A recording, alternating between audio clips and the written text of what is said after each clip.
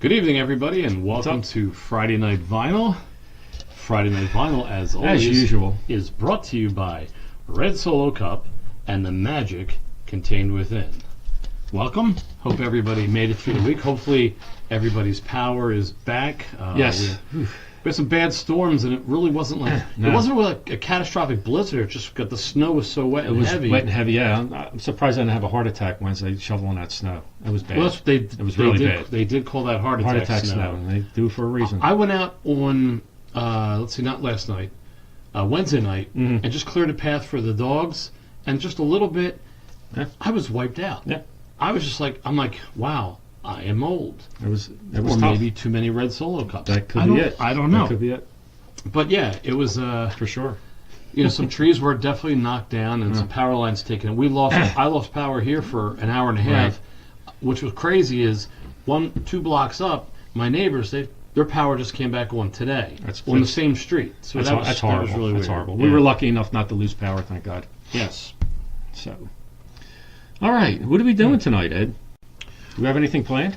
We're going to be doing Blast, Trash, and Fix. We'll Nice, explain on nice, that when we nice. get to it. I think everybody who's been watching for a while is Kind of familiar with that, but we'll Oh. get into the rules again. Bill actually did have a funny there. He said you had a sheer Heart attack. Very Wow. nice. That's, Very you know nice, what? Bill. You know, that's Hey, yeah. that's a I'll do a shot. that's Let's do a sip shot down. for Bill. There you go. So, anyway, I guess Want to get into the news? I think we get into Because I can't wait to get into the rest of the stuff. yes, yeah, It's going to be fun tonight. That's why I'm getting loosened up now, and so All right, let's roll with the news, and this way we can get on with the rest of the show, the meat of the show. to the news.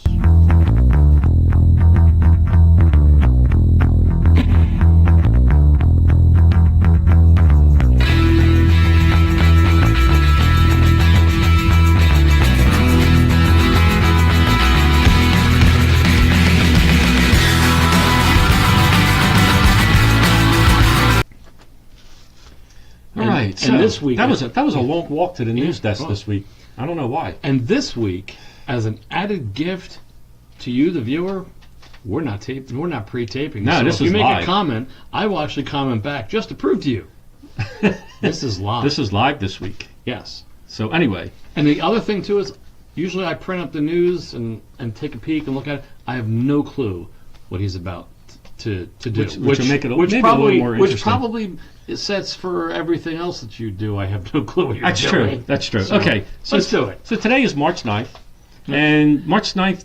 And, I'm I sorry. think we're going to give a quick hi to Mike. Hey, Mike, how you doing, Mike? Hey, Mike, thanks a lot. You know what I'm talking about. I really appreciate it. Yes. Okay. Very good job. Yes. Nice. So anyway, with the news, today's March 9th.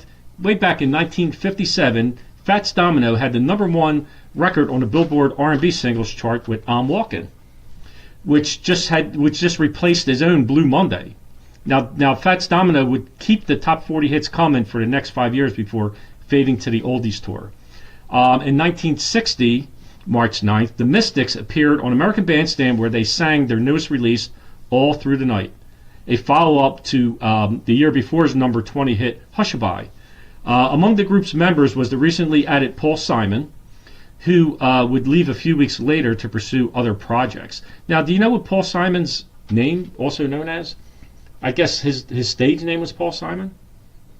I'm sure it's something. It's totally different from... It's got to be Jewish. Got to be like a Feinberg His- or Goldberg or. Jerry Landis was his name, Ah. but he Interesting. went by Paul Simon. I don't know where he came up with Paul Simon. And it's kind of funny because it's kind of like Engelbert Humperdinck was Jerry Dorsey, which is Right. an easy name to remember. Which I would probably want with Jerry Dorsey. Yeah. How would he go with Right. Heidelberg? Yeah. My grandmother used to call him Pumpernickel because she couldn't Yes. pronounce Humperdinck. So anyway, March 9th, 1961, the Beatles make their first of over 300 appearances at Liverpool's Cavern Club. The group had played in the venue in the past as they were also known as the Quarrymen before they changed their name as the Beatles. Right. I think everybody knows that. Okay, 1964, March 9th, Capitol Records releases a song called "Letter to the Beatles" by the Four Preps. Are you familiar with that at all? 1964. The Letterman, you said? No, the Four Preps. Capitol Records released a song called Letter to the Beatles by the Four Preps. No, I did not. Okay. The lyrics describe a boy laminating the fact that he's lost his girlfriend to the Fab Four. On its first day, the record shot to number 85 on the Billboard Hot 100, and it looked like the Preps were going to have another hit on their hands.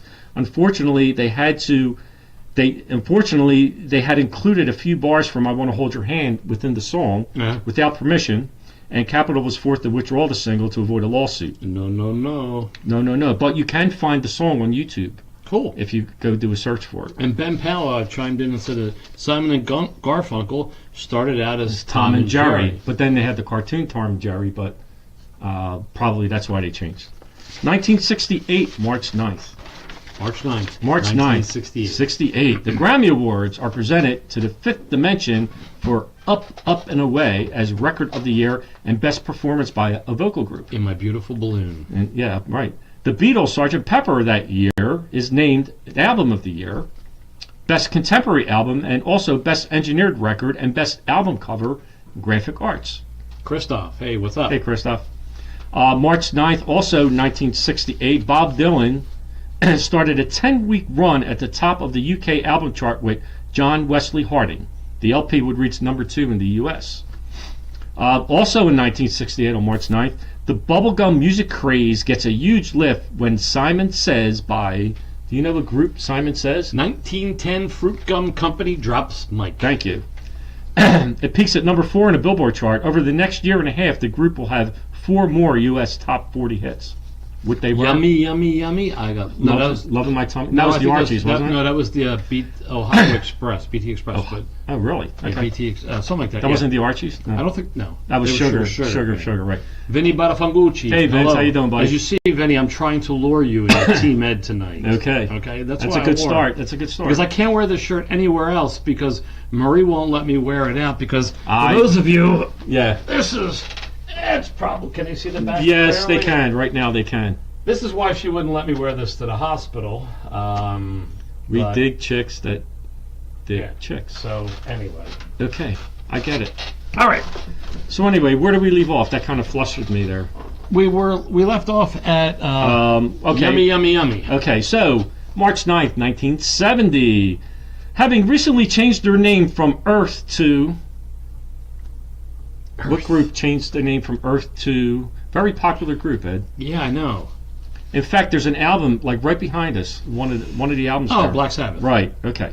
So, having recently changed their name from Earth to Black Sabbath, Ozzy Osbourne, Tony Iommi, Geezer Butler. I know I'm bad. Can I Billboard, say go ahead. Can I say happy birthday to Yeah, my sure. three-quarter friend? Happy Hey. birthday, Mike. Hey, happy birthday again, Mike, for the 5th time. Yeah, I know. So anyway, they make their concert debut at the Roundhouse in North London district of Camden Town. Concert debut, March 9th, 1970, Black Sabbath. And do you know where Black Sabbath's first U.S. gig was? I have no idea. Where was it? Glassboro, New Jersey. Glassboro, that's close by here. Glassboro State, which is now Rowan University, my alma They mater. played there? Wow. That was their first U.S. show. Wow. And what year was that? That was probably 1970. 70 also? Okay. 71, yeah. Okay, cool. All right, so anyway, 1972, March 9th, Carole King, James Taylor, and Carly Simon did their part to keep Richard Nixon out of the office when they appeared at a fundraiser for George McGovern. We know where this is going. Mm-hmm. Joining them were Barbara Streisand, Quincy Jones, Mama Cass Elliot, Burt Lancaster, John Voight, Britt Eklund, and Jack Nicholson. Their efforts were in vain, as McGovern lost the November 7th election to Nixon by nearly 18 million votes. Yeah, it was, Kind of a landslide. Yeah, it was. So anyway, 1976, March 9th. I'm glad this came up because we're going to be addressing Night at the Opera. Queen's 4th album, Night at the Opera, is certified gold, March 9th, 1976. It would go on to be a platinum seller in America with worldwide sales of over 6 million copies. Now, at the time, it was reported to be the most expensive album ever produced, and obviously it took its name from the Marx Brothers film, The Night at the Opera, which the band watched one night at the studio complex where they were recording. Okay, so most expensive. Wow, it doesn't say how much it costs to produce the album. Yeah, I It's think kind of for some reason, if memory serves me correct, I don't know the cost, but I remember I think it was like actually they rented the studio where bands used to rent the studio Right. for 2 weeks, get in, get out, and done. I'm sure this I album think this took was, a long time. I think this was Yeah. 6 months. Yeah, in it probably the took a studio. long time, yeah. So anyway, March 9th, 1977, the Jacksons TV show aired for the final time on CBS TV, finishing dead last in the ratings. Oh, the show, not the cartoon. The show. I love it says the cartoon. TV show, Yeah, not show. the cartoon. Yeah. I need to listen I to remember it the more. I remember Yeah. the cartoon. Yeah, I remember was the them and Beatles, the and the Osmonds. Beatles had a cartoon too Yes. way back in the day too. 1985, March 9th, Mick Jagger releases a solo single called "Just Another Night." It reached number 12 in the U.S. and number 32 in the U.K. I know it kind of scared me because it was just like, no, I want the Stones back. But I am fortunate. If I As the only remember American correctly, I performance. haven't heard this in a while, but it was a pretty decent song. Yeah. And I got to hear him actually perform that live at Live Aid, which is Cool. Mick Jagger's only U.S. performance until he did the TV show, and he did one song on that TV show, TV show? Being Mick it was called. He did Being one what? Being Mick. Being Mick. Okay. Yeah. I guess that was his own show. Yes. Okay, March 9th, also in 1985, REO Speedwagon returned to the Billboard's top spot with "Can't Fight This Feeling." Now, it had been a little over 5 years, Ed, since the band's first number one hit, "Keep On Loving You." So in between "Keep On Loving You" was 1980, and it wasn't 5 years later in '85 they had another number one hit, and "Can't Fight This Feeling." I can't fight Pretty this interesting. feeling. Pretty interesting. Moving up to 1996 on March 9th, actor and comedian George Burns, who scored a number 49 Billboard hit in 1980 with "I Wish I Was 18 Again," died of cardiac arrest at his Beverly Hills home at the age of 100. He lasted that long. Yeah. Unbelievable. Now, he was one of the few entertainers whose career successfully spanned vaudeville, film, radio, and television. Like all those different phases. That's pretty cool. 2007, March 9th, Brad Delp, the lead singer of band Boston, was found dead in his home in southern New Hampshire. He was only 55 years old. That was back in 2007. I didn't realize it was that long ago. He passed away. 2011, March 9th, Eric Clapton sold off more than 70 of his guitars at a charity auction in New York. Now, one of the guitars was a 1948 Gibson hollow body, and it raised the highest price of $83,000, far above its estimated value of $30,000. That was in 2011. And finally, in 2012, Ed, March 9th, 76-year-old Jerry Lee Lewis married for the 7th time when he wed his caregiver, Judith Brown. Now, Lewis split from his sixth wife, Kerry McCarver, in 2004 after 20 years of marriage. Now, Brown, who was 14 years younger than Lewis, was previously married to Jerry Lee Lewis's cousin, Rusty. Poor Rusty. Poor Russ. Poor Rusty. And what's that, Michelle? Michelle's. We got breaking news. Michelle's our new intern. Yes. And she's handing me breaking news. Michelle, would you like to get on camera? No? Maybe another show? Okay. She needs to put clothes on before she gets on that's camera. true. Yeah, you got to get dressed a little better, Michelle. But you can stay like that. No problem. So anyway, Ed, breaking news. The Philadelphia Eagles are still Super Bowl 52 champions. That's right, sucker. And anyway, William Musil, in case you're out there, Michael Smith is Smitty. And Schmitty. today, it's Schmitty's birthday. Schmitty's birthday. So everybody wish Michael Smith a happy birthday. It's his birthday. And that's all I got on that. Do we have anything else? That's it. That's it. All right, let's That's move it for forward. whatever we call that.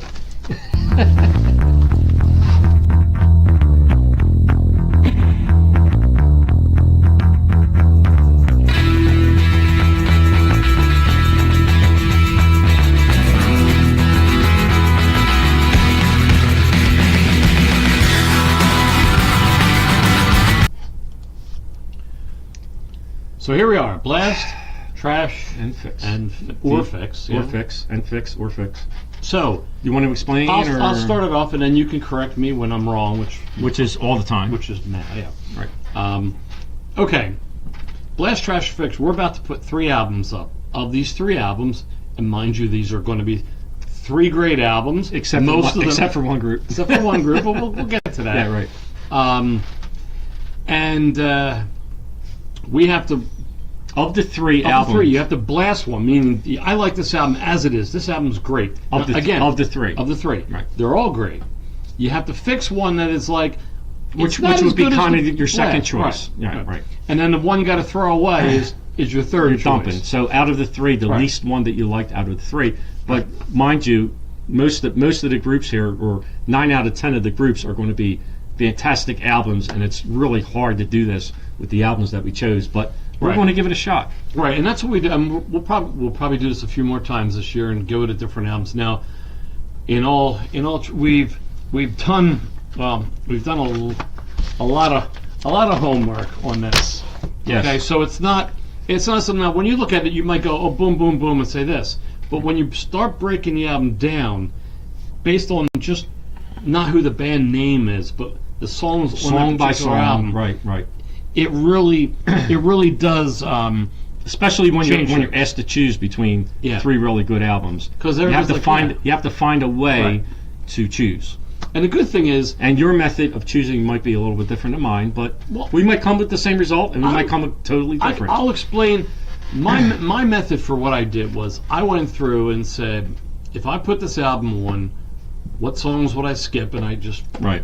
mark them off. Exactly. And it doesn't mean that they suck. Yeah. Because there's certain songs throughout tonight that I put on my skip list. Right. That if I was in a certain mood, I'd want to listen to. Right. But it's just kind of like if we went in there and put that album on right now, it's like, oh, skip that, Right. skip this. But consequently, For me. our first group of albums are 3 double albums.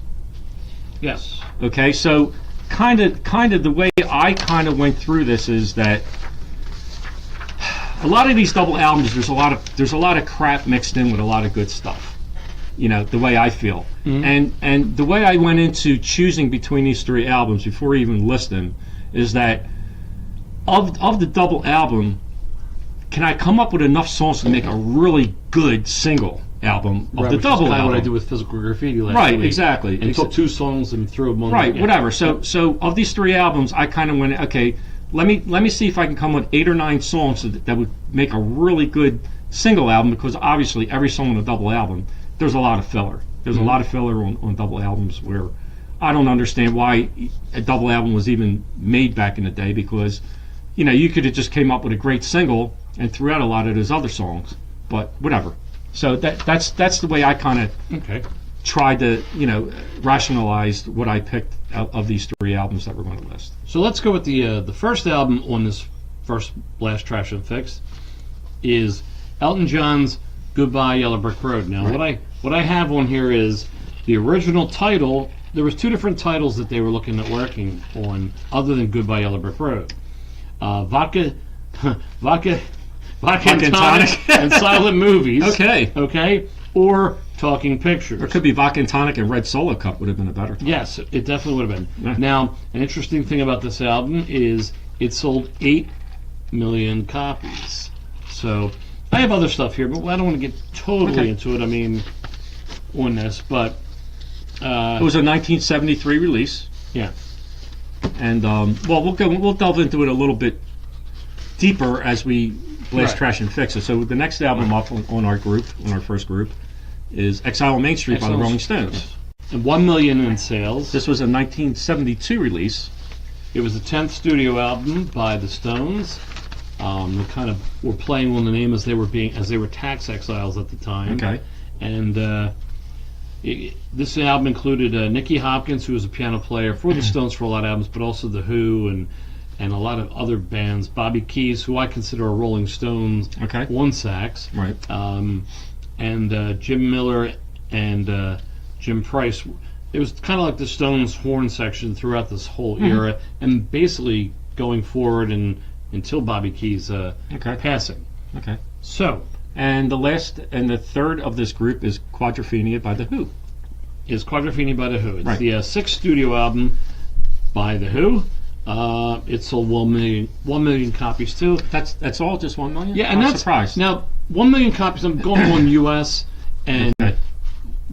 but it's like we're the biggest market, and I mean, it could have all these 3 albums probably sold more than what they are. But I'm just going off Right. of U.S. numbers. There were certain albums going ahead where they had the worldwide numbers. But yeah, when I look at some of these numbers tonight, there's a couple that really shocked me. Right. How the sales weren't as numerical as we feel the album is great. Great, right. Yeah. So anyway, Yes. everybody watching, you can chime in on your favorite, your blast, your fix, and your trash album as we go along and give you our opinions. You can list it in the comments, and we'll tell you how wrong you are, obviously. But you can let us know what you think after listening to what we think, or you can chime in whatever you want. And most of you, I mean, the weird thing is, yes, Bill, they are all double albums. Yeah. All my albums, my decisions in here have been inked, and they've been sealed. And they've been sealed, hermetically sealed, on Funkin' Wagnall's porch in a mayonnaise on the bottom jar. of the mayonnaise jar. Yeah. Right. Okay. Right. Yes, I'm old too. Yes, you are. So we're going to get to this. So let's get to this. So we could agree on everything. That would be. You never know. This would be a day where and we don't know because we don't talk to each other about what we do here. So when we come in, this is the first time I'm hearing what Ed's choices are, and obviously he's first time he's hearing what I choose. So we haven't decided who was going to go first, but I'll go first on this one, and we'll just go every other one. All right, whatever. No big deal. Okay, shoot. Although it's probably better for you to go first because I can go first. You can go first on every one because you usually drive me nuts on your choices. Okay, and then you can tell me how wrong I am. I think this is a good plan. Okay, so anyway, like I said, the way I approach this, these are 3 double albums, and like I said in the beginning, and Scott, you're right. Sales don't always equivocate. No, right? It doesn't. Album. Right, and it doesn't. It doesn't affect our opinion of the album either. No. Either, however you want to say it. No.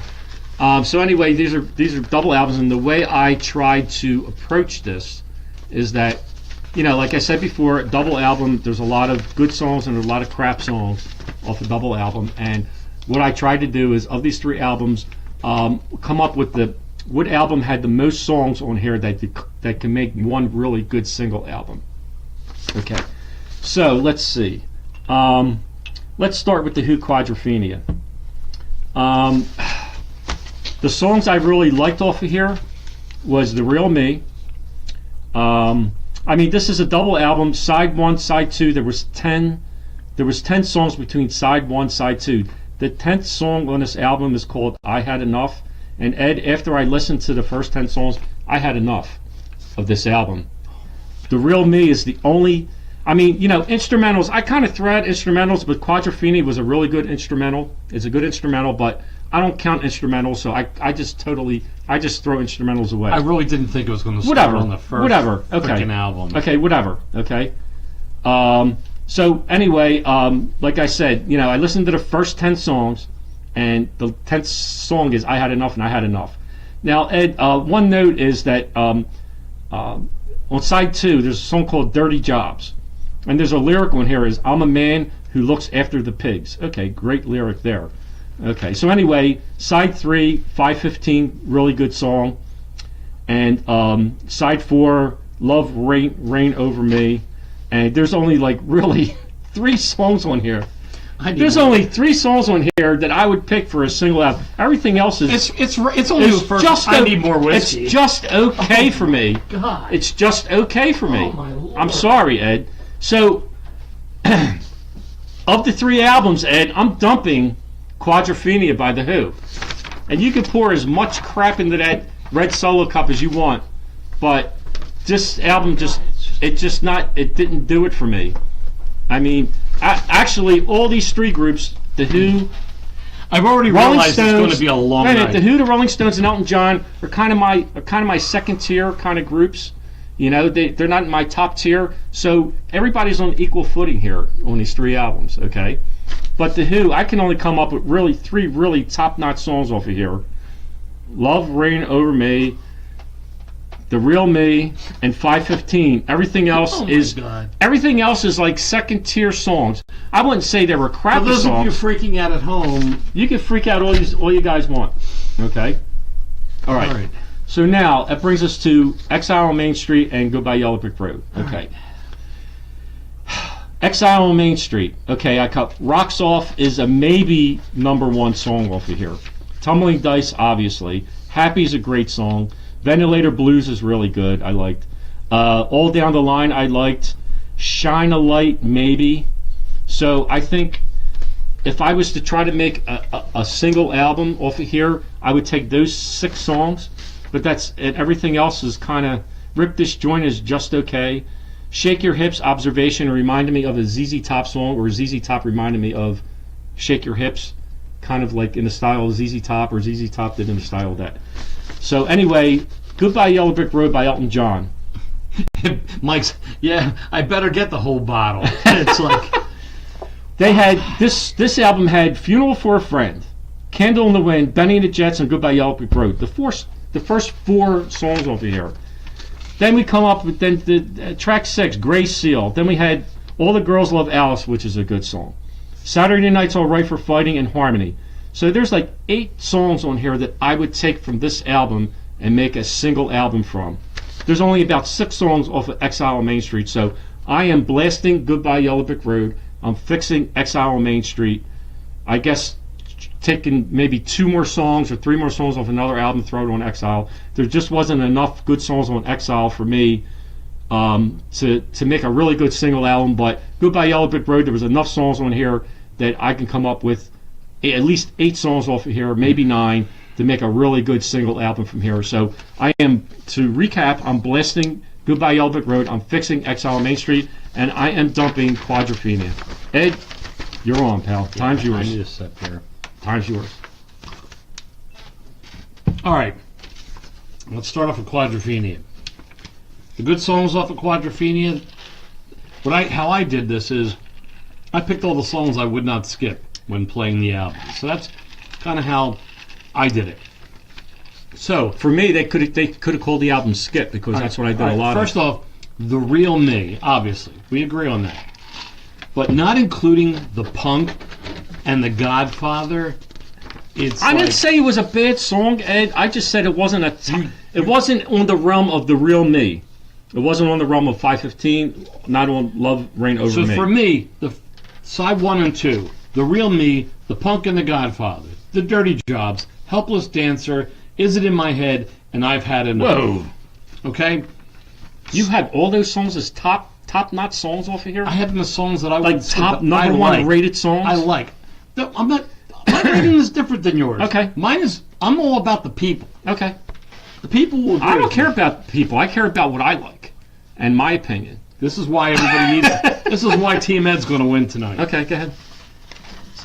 Side 3 and 4, 515, Right. Sea and Sand, Yeah. Drowned, Bellboy. I know it's it's just the fact that Keith Moon was so blitzed out of his head when they put him into the studio, and he literally was.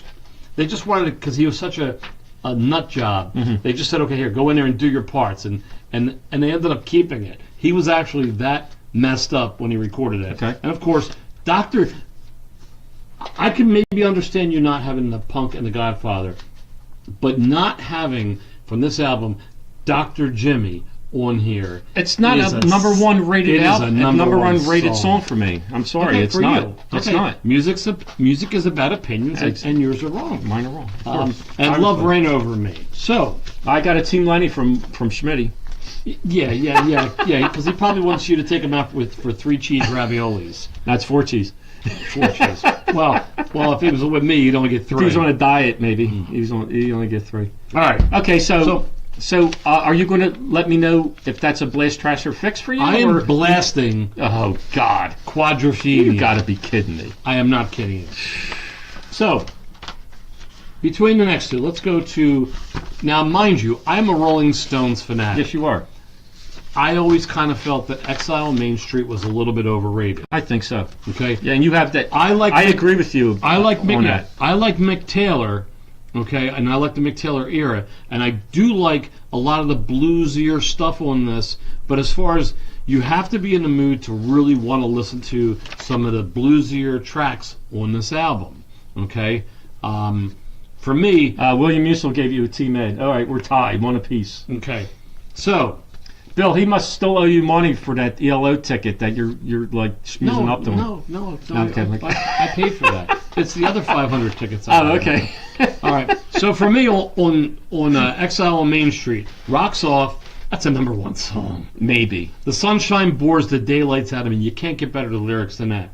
Rip This Joint, Tumbling Dice, Sweet Virginia. I mean, It's who else okay. has a song that says, "Got to scrape that shit right off your shoes"? Okay, whatever. Okay. Good lyric, but the song Happy.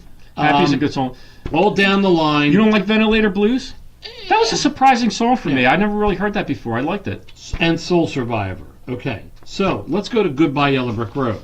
Now, for me, I've always been a person that kind of likes the deeper tracks than Lenny, which is probably where the only and the funny I'm a deep track kind of guy. yeah, that's like Birdbath deep. Okay. That's a line. I hope one of those birds shit on your head. No, but that was a line. That was a line by David Crosby about Taylor Swift's lyrics, where okay. she's about as shallow as a bird bath. Yeah, that's pretty funny. So the thing here is, for me, with Elton John's Goodbye Yellow Brick Road, obviously, Funeral for a Friend, Love Lies Bleeding, Candle in the Wind. Yeah, I have to say I like it, even though it's been overkilled. Doesn't matter. Right, you can't use that. Right, Benny and the Jets. Right. Goodbye Yellow Brick Road. Right. The song has no title. Gray Seal. Gray Seal. I Jamaica agree. Jerk Off. Yeah. I've seen that movie too. Good songs, but they're not top tier for me. I'm not big on the Sweet Pain of Lady Bell and Dirty Girl and All the Girls Love Alice. Side 4. I like the All the Girls Love Alice. I like that song. Right. So side 4, I like Your Sister Can't Twist, but she could rock and roll. Saturday Night's All Right for Fighting, and I don't know why, but I love the song Social Disease. Oh, God. Because I think it goes, I get bombed for breakfast, I get bombed for coffee time and You tea. would like that. I just get juiced on Matus and just hang loose.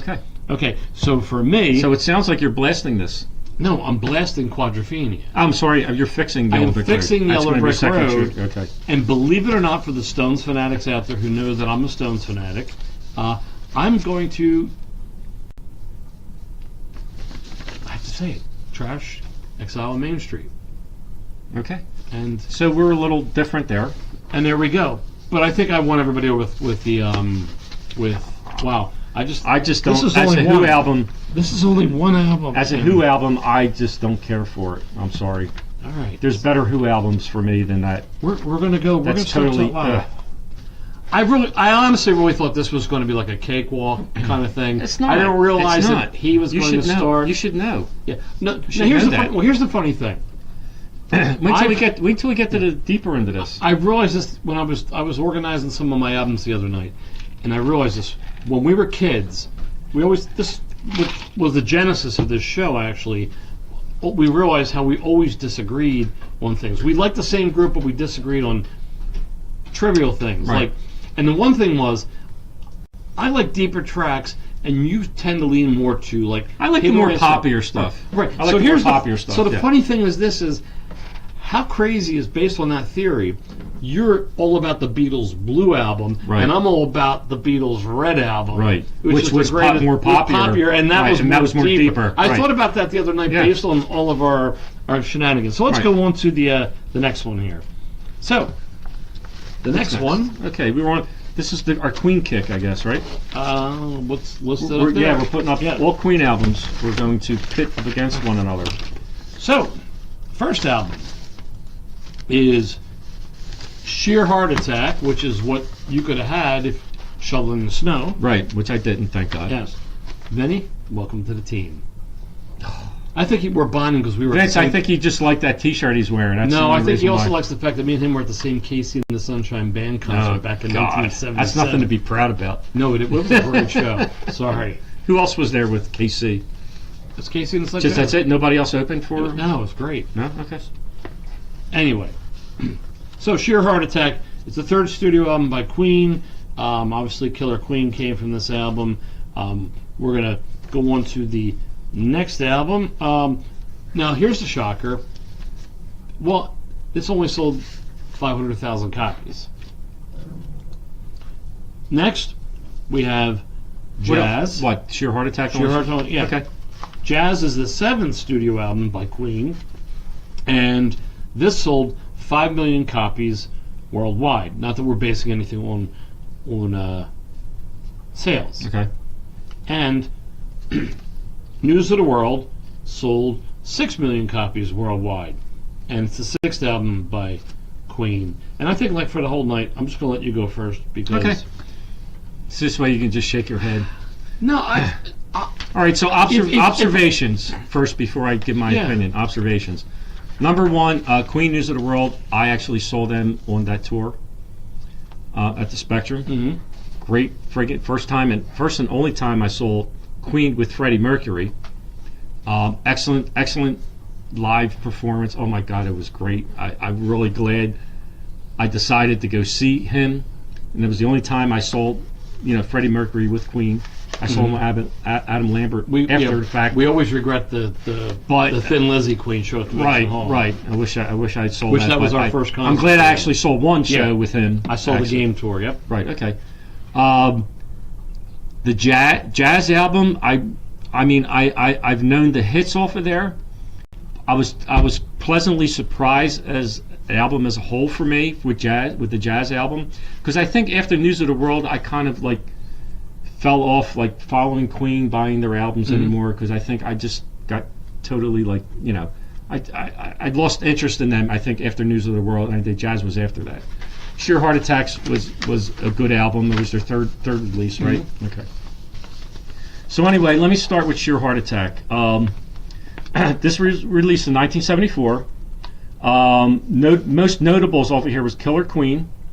Flick of the Wrist was another favorite of mine. Now I'm Here, which I know if you have headphones on, it goes now. It goes from speaker to speaker, which is pretty cool. Stone Cold Crazy, which is one of the top 5 songs by them for me. And I think Metallica covered that. I love that, very hardcore. But the album as a whole, Ed, Brighton Rock's okay. Tenement Funster's okay for me. Lily Valley I didn't care for. It kind of like falls off after those 4 songs for me. So I'm dumping Sheer Heart Attack out of these 3. For me, I'm dumping Sheer Heart Attack. You're not saying anything, so I think you kind of agree with me there. But whatever. Okay, all right. So that leaves us with. The Tullamore is kicking in. Okay, so that leaves us with comfortably numb. That leaves us. We're not covering Pink Floyd tonight. Sorry. No, we're not. Yeah. So that leaves us with News of the World and jazz. So jazz was released in '78. Like I said, I was pleasantly surprised. Now I know you like the Mustafa song. I'm not Mustafa. Excuse me. We're not Lion King Mustafa. All right, Mustafa. It's an okay song for me. I know you really like that. Fat Bottom Girls, Bicycle Race, If You Can't Beat 'Em, Let Me Entertain You, Dead on Time, Don't Stop Me Now. More of That Jazz was a decent song. Really good stuff. So there's like 6 songs off of here that I really liked. And the other songs were kind of like second-tier songs for me. News of the World, 77 release. This had We Will Rock You, followed by We Are the Champions. The song Sheer Heart Attack, which didn't come off of Sheer Heart Attack, came off of News of the World. Spread Your Wings, Get Down, Make Love, which is an excellent song, and It's Late. There's 6 songs on here that I really like out of the 11. And there's 6 songs I really like on jazz out of the 11. What do I do? I don't know what to do. Okay, so anyway, the way I decided between the 2, I kind of like them equally, but the more iconic song came off of News of the World. We Will Rock You, We Are the Champions.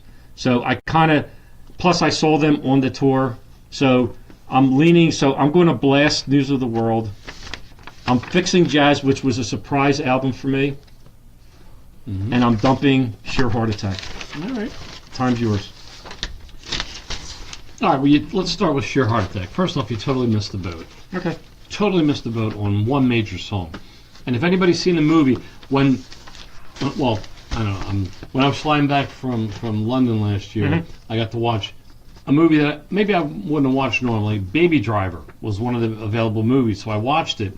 And the cool thing about Baby Driver is the song Brighton Rock was the featured song in that whole thing. And it was all about a lot of music. The kid listened to music all the time. Brighton Rock's a good song, but it's not a top tier song for me. It's a second tier song. Well, your tiers are funky. Okay. Obviously, Killer Queen, Tenement Funster, My New Purple Shoes are Flick of the Wrist, great song. Now I'm Here, Stone Cold Crazy. Right. I have no problem with anything else that you said on here. This part we're in agreement with. Wow. I am. This turned me on to Queen. This was the first Queen album I listened to. Well, Queen 2 actually turned me on to them. So for Sheer Heart Attack, yes, this was the album that I dumped. We agree. We agree. Okay. With the exception of you not calling Brighton Rock It's not a top tier song. It's a second tier. They still song. play that song to this I didn't day? say it sucked. Okay. I just said it's a second tier song for me. All right. Not that I don't like it. All right. So go ahead. Yes. So now we're between jazz and news of the world. Okay, so for me on news of the world, the songs that I liked off of News of the World: "We Will Rock You," obviously, "We Are the Champions," "Sheer Heart Attack," "Spread Your Wings," "Fight from the Inside," "Sleeping on the Sidewalk." You don't I like lo- Get Down? You don't like Get Down? Get Make Down, Love? Make Love is a fucking annoying Oh my song. God! Get down, make love. Come on, man. Get down. No. He's not making lunch. He's making Oh, love, man. baby. No. He's making love. Yeah. Right, Michelle? He's yeah. making love, right? Okay. Yeah. See, she agrees. Michelle says, yeah. Well, it's good that you have. It's Okay. good that you have your Harvey the Rabbit over there. And I also like "Who Needs You." It's okay. And I really like "It's Late." Yes. Very Okay? nice. Very good song. So there's 8 songs on this album that I really, really like. Okay. Okay. All Dead, no, can't do it. No. Get Down, Exactly. Make Love just annoyed me. Oh, God. Always did. We disagree with that one. So let's go to we'll go to jazz. Let's go to jazz. So for jazz, Mustafa. I love Mustafa. It's the opening track. Fat Right. Bottom Girls. Jealousy is a great song. It's okay. Bicycle Race. Okay. You like this song? I could care Which less one? about it. If you can't beat Oh, I them, like join it. It's a them. good song. It's Boom. a poppy song. Let Me Entertain You. It's another good song. Dead on Time is an excellent it's an excellent song. Oh, It is. yeah, It's very look nice. at this. Dead on Time is a Look good at song. this. Yes. My blood pressure's coming down. In Only 7 Days, another really nice song. Dreamer's Ball. I could care less about Fun It. To Yeah. me, that was just like, all Right. right. Yeah. Leaving Home and Easy is another excellent song. And of course, Don't Stop Me Now, another great How about song. more of that jazz? I kind of like that. I kind of listened to it. I was like, this ain't bad. Well, This at this ain't point, bad. it wouldn't have mattered in my sway here Right, because right. I am blasting jazz from Queen. Wow. And I am fixing Okay, I guess I can't argue with that. Sheer Heart Attack. And I'm I can't gonna argue say with that. We're kind of close on Yeah. everything on this, Right. which maybe isn't what the people want to That hear. was a kind of a tie for me. So I had to do a tiebreaker on that. But I could have swung either way with those two. Like I said, jazz kind of surprised me. I didn't realize how good of an album that was as a whole. The songs that came off of there. Right. So we're going to do a little video here, and this is going to be the first Blast Trash or Fix one that we did where people want to see us do more Blast Trash and Fix. Right. And what we were doing is 3 great Yes albums, and looking back on it, I mean, we were kind of arguing over like a couple great albums, and, Right. and we like all the 3 of them, but it just at that moment, it just shockingly, it just You'll see Set me off. You'll see Ed's face going a little like darker shade of red Yeah, throughout this little piece. Oh, which takes us to Yes, you've been saying yes a lot tonight, so let's go to yes. yeah. So, I mean, it really is a no-brainer. Now I have to full disclosure. When I was doing my track listings for this was my favorite track listing for Yes. As you can see, they don't do too many songs per album, right? I don't know if you can see that or not. Okay. I mean, especially Close to the Edge, 3 songs. That was beautiful. My notes on Yes took me 5 minutes. This is going to be Well, anyway, I guess people saw what albums that we like. So our favorite 3 consecutive albums was Yes album. the Yes album, Fragile, and Close to the Edge. right. 3 consecutive Yes albums that we agree on that were their top 3 consecutive favorite albums. Yes. So the Yes album has Yours Is No Disgrace, Starship Trooper, I've Seen All Good People, and Perpetual Change. They're my favorite songs from that. Yep. It's only a 2, 4, 6 song album. Fragile is self-explanatory. Roundabout, South Side of the Sky, Long Distance Runaround, The Fish, Mood for a Day, Art of the Sunrise. You can list, 5% for Nothing was very good. To a lot of good songs off of there. Close to the Edge has all but 3 songs, but songs were good. Close to the Edge and You and I and Siberian. Get true. Now, I don't want I'm to going announce anything. Sorry. Yes. Okay. Yes. All right. So anyway, Pinmata Bindata. yeah. And a Canapana Bindata. Yeah. Afghanistan. Yeah. So, Len, I'm going to ask you first. You're going to ask me. What Don't album? ask me. Well, because to me it's a no-brainer, and if you don't, I'm going to kill you. I would have to blast Fragile. I'm torn between Fragile and Close to the Edge, Ed. Oh my lord! I would have to blast Fragile. Fragile's a good album. Fragile's. I mean, how can you? Well, all right. Close to the Edge, you can't eliminate any songs because it only has three friggin' songs on the album. Come on, I really thought this was a no-brainer. no brainer. Blast Close to the Edge, because Close to the Edge is what people in the music industry call freaking perfection. And you and I. Yeah, there's only That's three very friggin' true. songs. There's not. You can't eliminate anything. How can you Close to eliminate? the Edge is. Now, I'm afraid to ask. What are you going to fix? What are you going to fix?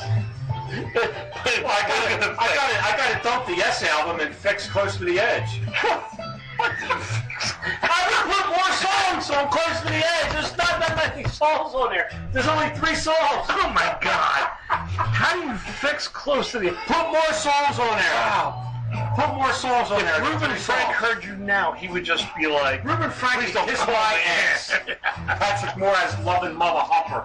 Oh my God! Sorry. Wow! That was my Patrick Morris Tourette's coming. I really can't tell you my feelings now. It's like, I think I may have just threw up in my mouth. Christoph, you got, yeah, Close to the Edge. Close to the Edge is the album you blast. Fragile, you blast. Now, I would say you fix the Yes album and you dump Fragile How can you dump Fragile? because I'm That was going. their most freaking. Yeah, timeout. That's your 3rd one. That's it. You're done. You're done with your timeouts. You have challenges left in your timeout. I have a red Uno card here. I'm gonna pull out. No, the thing is, this is. When I dump Fragile, it's because I'm taking Heart of the Sunrise, Mood for a Day, I've Seen All Good People, or Long Distance Runner, I mean, and moving it to that album. It's kind of like when I fix an album with a band that I really like. Well, what tracks would you get rid of off of Fragile? Cons and Cons and Bros. Bros, okay. We have had it gone. We have 5% of nothing. 5% of nothing. You gotta be kidding me. Wait. 5% of nothing is a Bill Bruford experimental drum thing.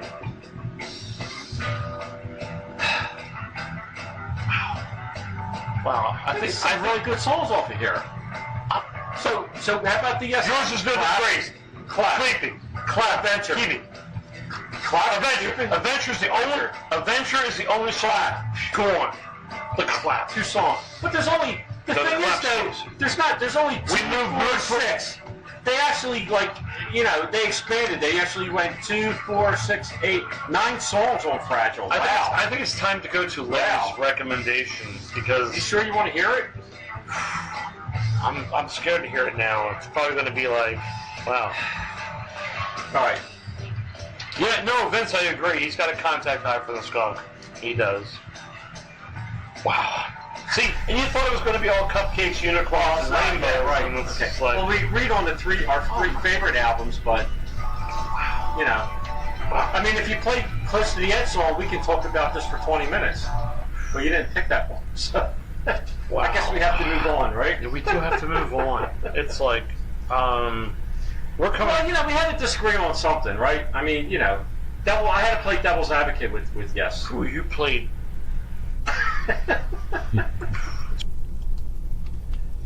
So that's kind of where it all started. I'll tell you, that Yes debate never gets old. No, It never does. It does. I love seeing your face turn in different shades of red. Yeah. I I mean, love seeing it. and it's funny though when you look back on it, it's kind of like, I mean, it's not the Fragile sucks or anything like that. It's just that I should have been right. But anyway, So, let's get into our next group. This is our third grouping of the night. What do we have? oh, I wonder if Ben Pal's out there. Because at number Yeah, we got a Cars album in this group. Candy O, Candy O, which is their second release. their second right? album, yes. This was a 1979 release. So what else do you have on this? I got a lot of stuff about the songs on here, but I don't know if I really want to get into the songs Okay, until we go through it. What's our next album in the group? Heart, Heart. Little Queen. Little Queen. Now here's an interesting thing. This was a 77 release. Yeah. All right. Well, first, the only interesting thing I have on the Cars Candio here is it did sell 4 million copies. Which probably followed because their first album was so good. Right. Which that rode on its coattails. So, Little Queen is listed as Heart's third album. Okay. Because Magazine was actually recorded before that, but they left that label and they owed the record to them. And I remember when I was younger, all the battles going on about this album. Right. And I'm kind of glad Magazine came out because it had some interesting stuff. One of them, Heartless, Devil's Delight, Right. Without You, and a few other things. But Okay. so let's go to. And you know what? I learned that this is not called Foreigner 2. No, it's not. And But I pointed that out to you. It's Double Double Vision, Vision. which is Foreigner's second album. And Now, Little- Foreigner's fourth album was called Foreigner 4. Yes. Now Heart. Let me just go back on Heart. Heart sold 3 million, and Foreigner, Double Vision, not Foreigner 2, Well, it is sold their- 7 million. 7 million. So, but Which rode off the coattails of their first album, yeah, Foreigner. yes. So we got a second album by The Cars, we got a second album by Foreigner, but we have a third release by Heart. But technically, we all know. But it's a second. It As is a a second second album. release. Okay, Right. second album. Okay. Now, consequently, that we got Little Queen was released in '77, Double Vision '78, and Candy-O '79. So they were kind of close together, I guess you would say. So I guess I'm going first. Okay. Let's see. Okay, let's start with Little Queen Heart. Most notable songs over here: Barracuda, Love Alive, Kick It Out, and Little Queen. 4 really good songs off of here. Everything else to me was kind of okay.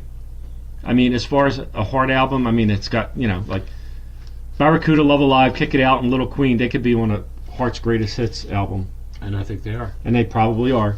But I mean, album as a whole, those 4 songs I really loved. Everything else on here was just okay, second tier songs. So of the 3 albums, I'm trashing Heart, Little Queen. Of the 3. That brings us to Double Vision and Candy-O. Okay, let's see. Double Vision has Hot Blooded, which I really like. Blue Morning, Blue Day, which is a song I really like. Love Has Taken Its Toll. Now, you might consider that as a deep track off of here. I don't know, but I really like that song. Double Vision, the title track, was really good. 2 iconic songs for me, for Foreigner, is Lonely Children and Spellbinder, which is really, really top-notch songs by Foreigner for me. Top-notch songs. Candy-O has Let's Go, Since I Held You, All I Can Do, Double Life, the title track, Candy-O. Night Spots, Got a Lot on My Head, and Dangerous Type. A lot of great songs off of here. Now, when I think we kind of did, we kind of compared the first 2 out. I think we did a Cars kind of thing with Bass Trash and Fix, and I kind of like in that thing. There was only one song that I kind of leaned towards Cars' first album, then I did the second one. Now off of here, Lust for Kicks is a totally crappy song, which I did not like. Everything else I kind of liked. I mean, You Can't Hold On Too Long was a second tier song for me. So there's kind of like 8 really good songs on here for me. There's only about 6 really good songs for me off of Double Vision. So I'm blasting Ben Powell, I'm blasting Candy-O, and I'm fixing Double Vision, and I'm trashing Little Queen. Again, Ed, time's yours. You threw me a curveball there. Okay. Wow. How is that? Well, We actually agreed on all 3? No, Oh, okay. no. Okay, that would be no. So,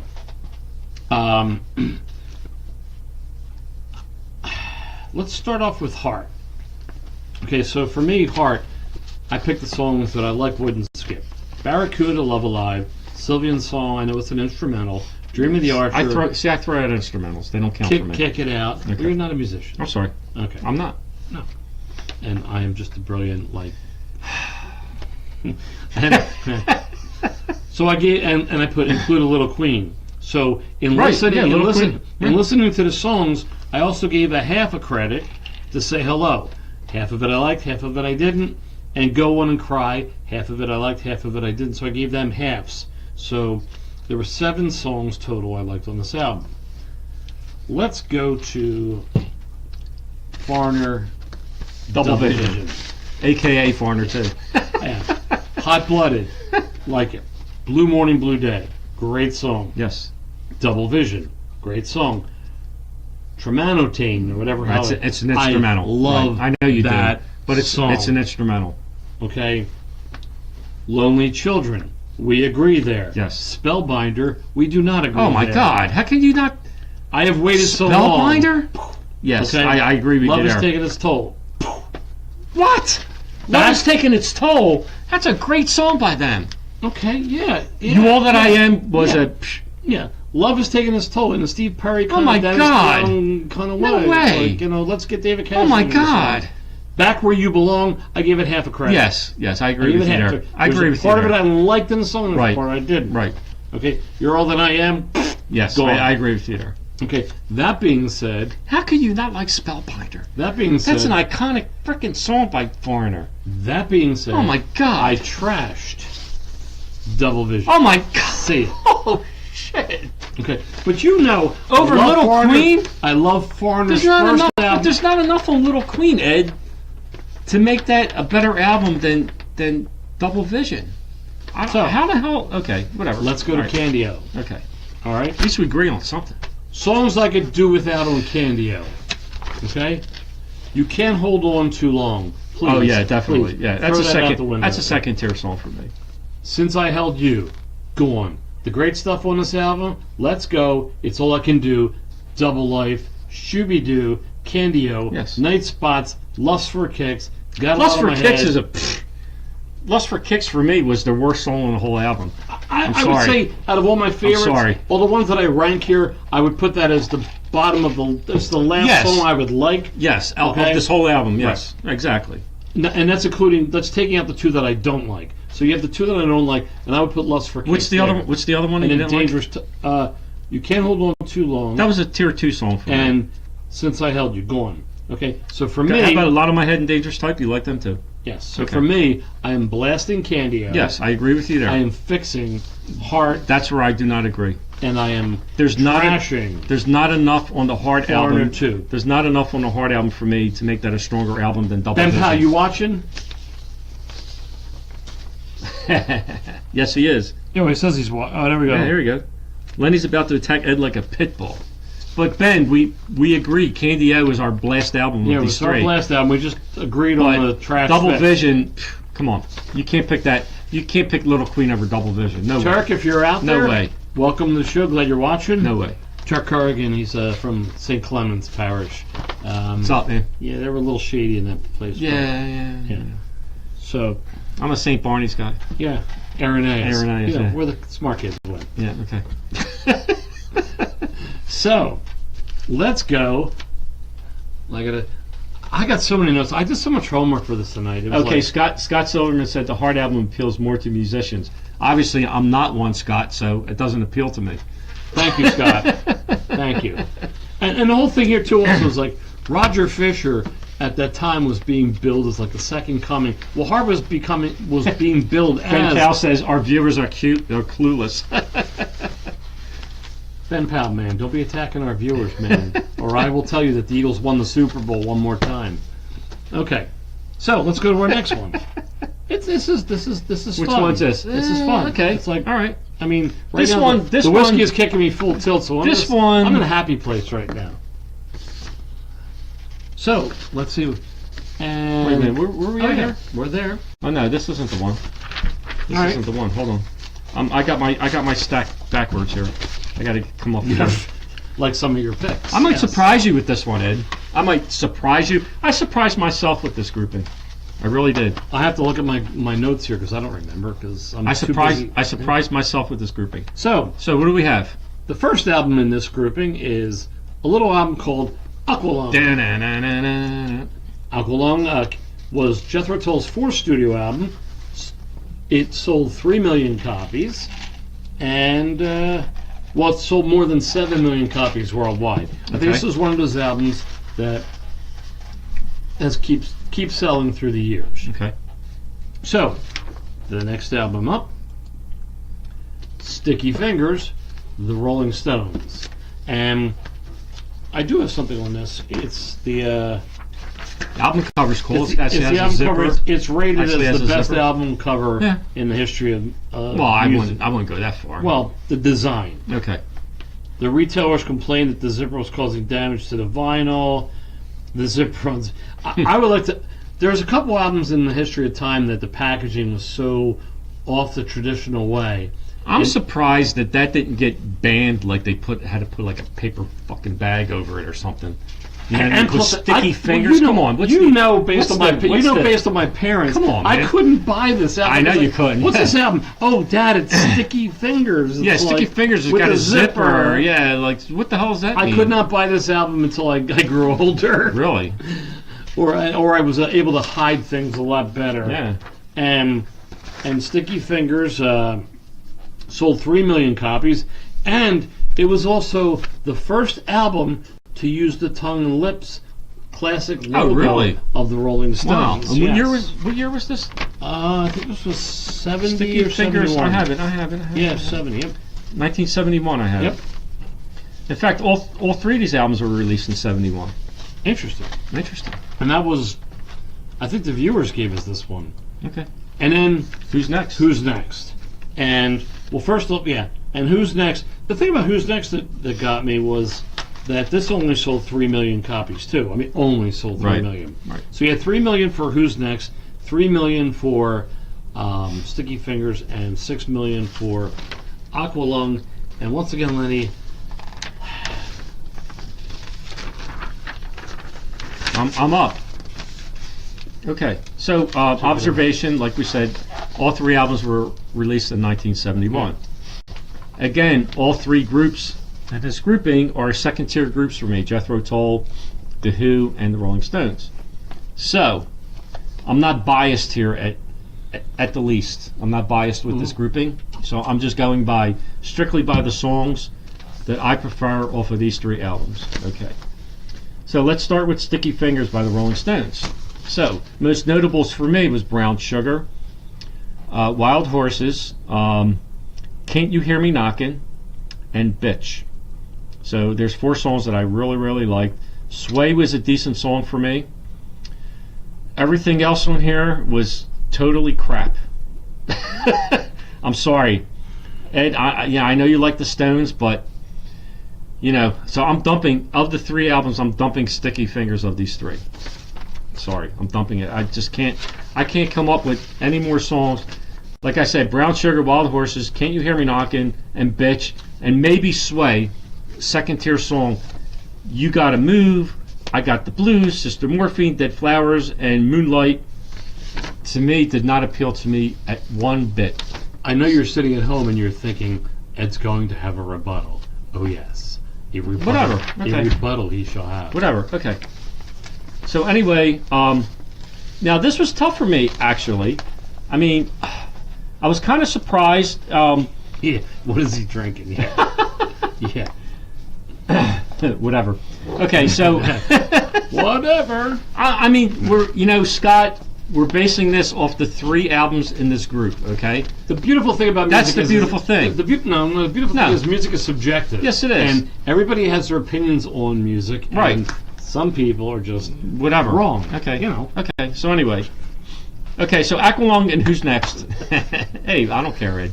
No, I know. I really don't value your opinion, so it doesn't matter to You me. don't even value my friendship, so how could I expect you to value my opinion? Okay. So anyway, Who's Next has Baba O'Reilly, Bargain, Going Mobile, Behind Blue Eyes, Won't Get Fooled Again. Surprisingly for me, The Song Is Over was a second tier song for me off of here. So anyway, I got 5 really strong songs for me, which I listed, and 4 like second tier songs. The Song Is Over kind of teetered for me, so I would call that maybe a second tier plus. Okay. Off of Aqualung by Jethro Tull. Obviously, Aqualung, the title track, very good. Cross-Eyed Mary, very good song. Hymn 43, Locomotive Breath, and a surprise to me, which I wasn't too familiar with, was Up to Me which is I really like that song off of here, which I wasn't familiar with. So I got 5 really strong songs off of here. I got 5 really strong songs off of Who's Next. So what do I do? It's tie for me between these two. Okay. So the way I tried to break the tie is I'm pitting Going Mobile versus Up to Me. I kind of like Up to Me better than Going Mobile if I compare the two songs. Okay. And another second tier song for me off of Who's Next was The Song Is Over. And the two second tier songs for me off of Aqualung was My God and Wind Up. I kind of really like those two songs, so which surprised me, very surprised me. I am blasting Aqualung, and I'm fixing Who's Next, and I'm dumping Sticky Fingers. But like I said again, Who's Next and Aqualung were equally as good to me, and I just had to break the tie somehow, and what I explained is how I broke the tie. Ed, time's yours. No, well, the interesting thing here, maybe why I didn't get beat red and get a total, there were a couple things that I thought you missed, and I actually wrote a note down here, Okay. and then you kind of saved yourself at the end. Oh, gee. So, I'm glad to hear that. yeah. Because why I'm here is to tell you why you're wrong. I mean, that's the whole point of this. Well, Scott agreed with me. He would blast Tull, fix the Who, and trash the Stones. Okay. Scott, he's All on, right. He's on Team Lenny. I don't know where you're going with this, but So let's start off with the Stones, since they're my all-time favorite band in the whole wide universe. Okay. only because of one girl. Rosemary. So go ahead. Brown Sugar, obviously. Wild Horses. Can You Hear Me Knocking? Let me follow. You Gotta Move. Bitch. Sister Morphine. Dead Flowers. Out of all the songs I think you missed, Dead Flowers is freaking great. But Ed, I Anyway, mean, their all right, second move tier. on. I didn't say it sucked. Okay. Don't get me wrong. I didn't say well. All right. So I have 8 songs on this album. So here's and I have it typed in here. So Well, All right. I'm not surprised that you have eight songs off this all right. album. So I have 8. See 8. But I'm not surprised. So you have 8. I'm not Okay. surprised. All right. So let's go to The Who. All right, shall we? The Who. I have Baba O'Reilly, Bargain, Love Ain't For Keeping, Getting in Tune, Going Mobile, Behind Blue Eyes, Won't Get Fooled Again. Okay. Now the thing here is, you always So look Getting at, in Tune, you we always- kind of you always look disagree at on. you always look at Who's Next. Is this could be a freaking greatest hits album for a band? This was like in 71. 71. Right. So for Aqualung, it's Aqualung, Cross-Eyed Mary, My God, Hymn 43, Locomotive Breath, and I kind of forgave you for leaving out like My God in there. Or not, I didn't leave it no, out. You left it. But you didn't include Wind Up. I'm like, Wind Up. I did include Wind Up. You came back. Okay. You did not include it in your first. But it was one. my second tier. I included it in my second tier. Right. So here's the deal. Okay, there are 8 songs off the Sticky Fingers that I like. There are 7 songs off of Who's Next that I like, and there are 6 songs off of Aqualung that I like. Okay, not that I like that I wouldn't skip. Okay, so we're trashing Aqualung. So Wow. so now So here's the key. So we're way off here. No, well, here's the key. Okay, I blasted Aqualung. I am blasting Who's Next Okay. because But I thought you have liked more Baba songs. O'Reilly. I thought you liked more and- songs off of Sticky Yeah, Fingers. but I have this written in here. Blasting on strength of songs. Yeah. Okay. Baba O'Reilly and Won't Get Fooled Again are 2 iconic songs that will live on through the history of time. And I am blasting Who's Next, and I am fixing You're not. Sticky Fingers. You're blasting Who's Next. I'm blasting Who's Next, fixing Okay. Sticky Fingers, and dumping Aqualung. Okay, so we're in agreement that we're fixing Who's Next, but we're in disagreement of our blasting our trash.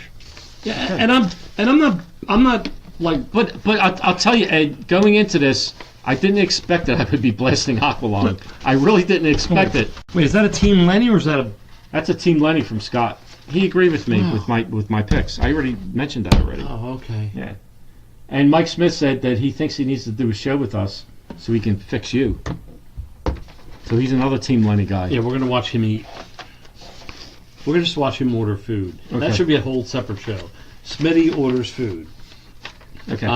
So, all right. Ooh. All right, so everybody... Do we actually have to do this grouping? Yeah. So, if... and we definitely did not have any discussion about this No, we did prior not. At all. No. Okay. Well, maybe I threw you a text today about one of the albums. You I did throw you a text. All right. So, because we're silly people. So anyway, before ahead. you list these three albums, we wanted to do like I came up with the idea of like most 9 out of 10 groupings we were doing like really good albums like and grouping them between each other. So I said, Ed, why don't we do like really 3 crappy albums? 3 shit albums. And we were forced to blast one of them. 3 crap albums that were forced to blast one of them. So I kind of came up with 2 of the 3, and Ed threw in his. Yeah. He came up with the third one, Yeah, which was a really great grouping because all 3 albums are kind of horrible. And So- we actually listened to them, And we had this to week. force ourselves to I listen can to tell all you, 3. I listened to every one of these songs this week, Which It was- is no oh my bull- God. Now I will be honest with you and tell you, I did not listen to start to finish. Right. It was like you I was listened like- to it. I skimmed You through. skim I'm like, through. "Oh." Right. So Right. let's, without further ado, actually, I don't even know if I took notes to see how many sales there were on these. There are probably not many. No, you know what? Actually, But you know what? actually, I think One of them probably had some sales. Probably the one album wouldn't surprise me that it Oh, you had know some what? sales. No, look. If you look at my notes here, this one says 1 to 4, and we're on and this number one, 5. and this one says 6 6 to 10. So let's just.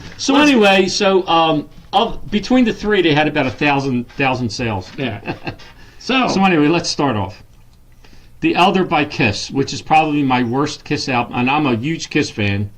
And it's probably all the Kiss albums. This is my. I want to see what the home viewers say. This is my about worst. These 3. This is my worst Kiss album of all the Kiss albums that they released. And they I want to released see many. your arguments for these 3 albums because these 3 albums are Van Halen 3, which was not their third album. It was just their third grouping yes, of them. Yes. And this was the album that I text Ed on. yeah, he's And like, I said, "Oh my I God! just I never started listened to laughing. this album before, and this totally sucked Yeah. bad." So So anyway, the third one, this was Ed's suggestion of the 3. Queen Hot Space. So, Okay. so here's the other funny thing I just realized today. Do you notice anything about these 3 shitty albums? They also have 3 shitty covers. Yes, they do. They said let's not- be crap, but me- and let's be crap to the. Okay, but highest power. forget about my bias. I would say of the 3, I would blast Kiss's cover, the Elder of the 3. Oh yeah, And I would dump Van Halen 3s, and I would fix Queen of the 3. Only because Wow. Queen has an Andy Warhol kind Yeah. of thing going there. yeah. Yeah, as far as And covers yes, go. As far as covers go. Not as You far know as what? albums. You know, as far as maybe covers. you want me to go first on this one. Go ahead, go first. I'll go first. I listened to every one of these. Let's see, I'm just looking at 12, 24, 35 shit songs I listened to for your enjoyment. Okay. So, we'll start off with Kiss. I liked The Oath. Hold on. Okay. Let me follow. Yeah. The Oath. Okay. Yes. I was all right with I agree. The Oath. Good song. You got the Dark Light. I give that a half a point. That's Because- an A song because Okay, I mean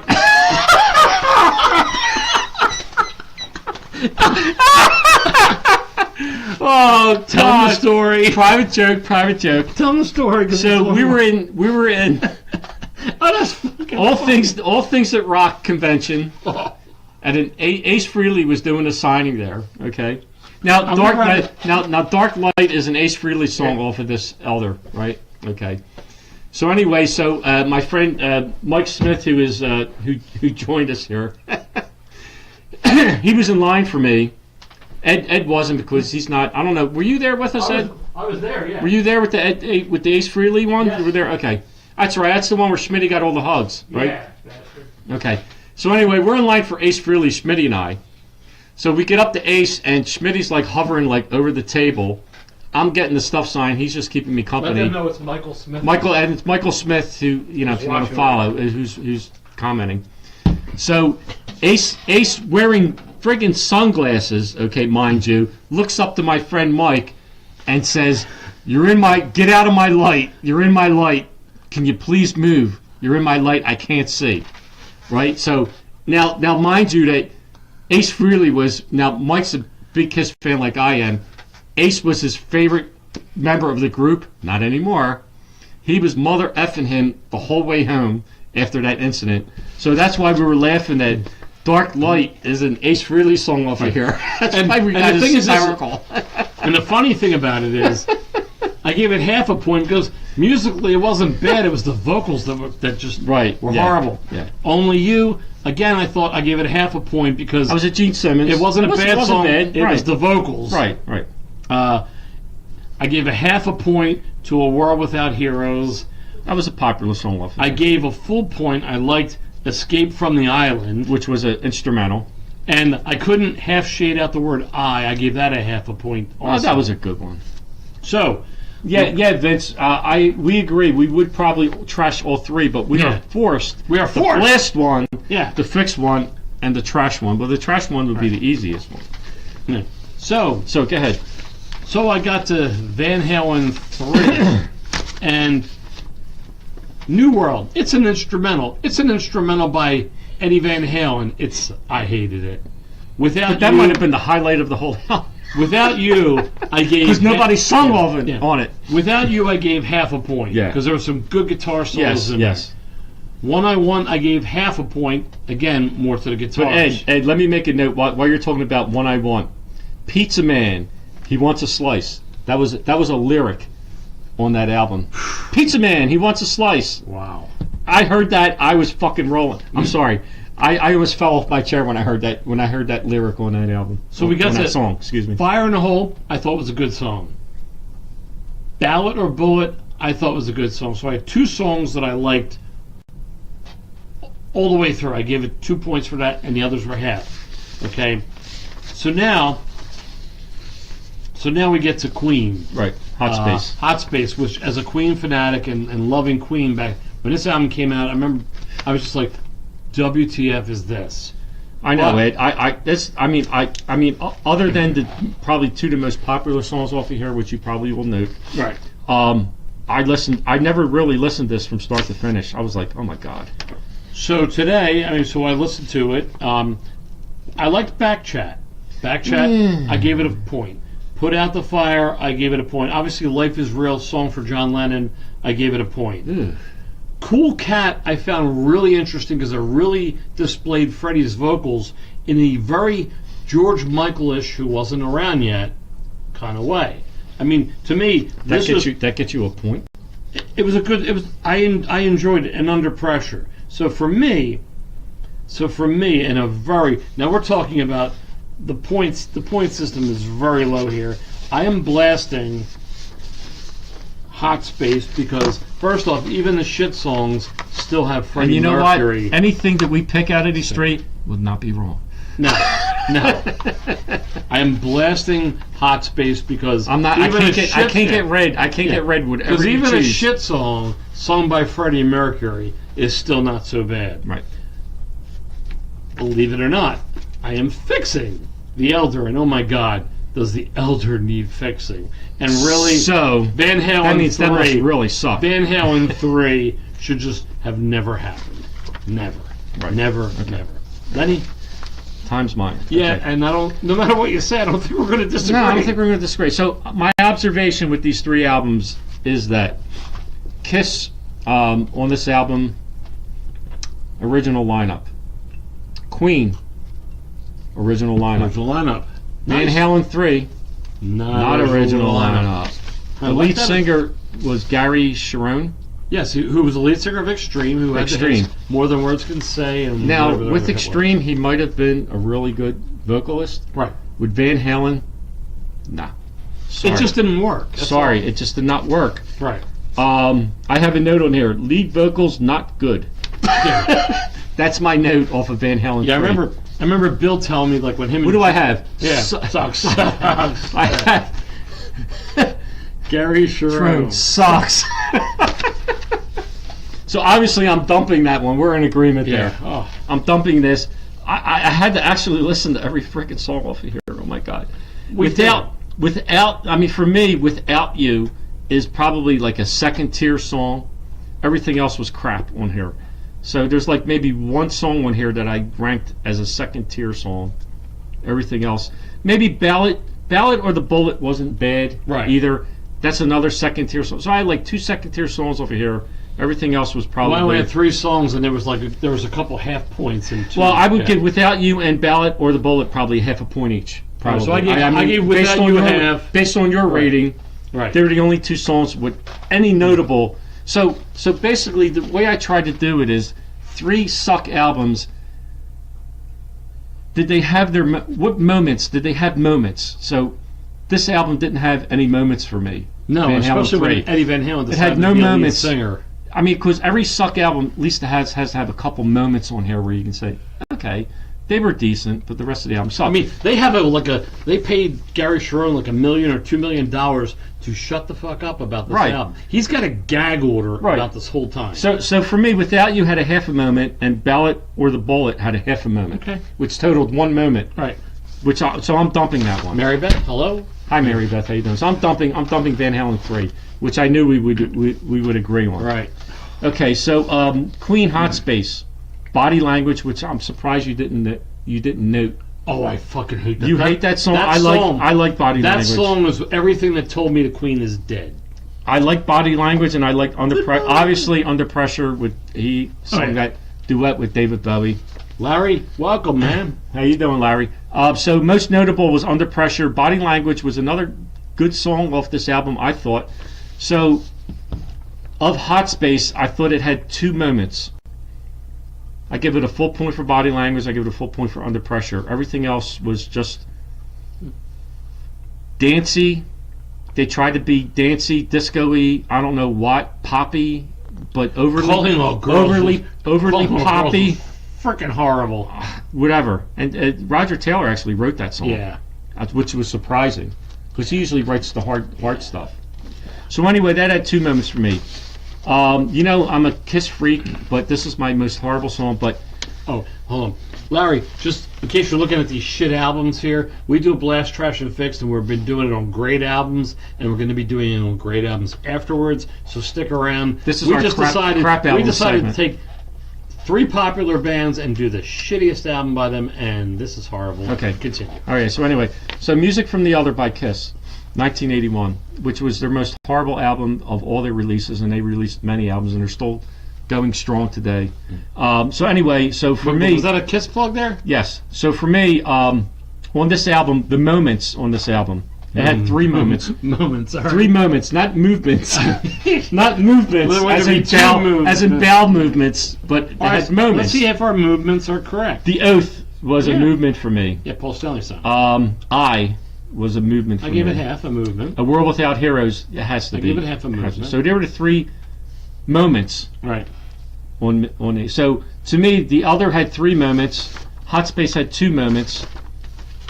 Van Halen 3 had 2 half a moments, with each equal 1. So I'm dumping Van Halen 3. I'm actually blasting the Elder. Okay. And I'm fixing Hot Space. Words you never thought you would say. I'm blasting the Elder. If I had the choice between these 3, I would blast the Elder. For me, I got 5 points, 4 points. But I don't disagree with you what you picked. But for us, but of the 3, Van Halen 3 sucked the most out of all 3. God. By far, sucked the most out of these 3. With such high level.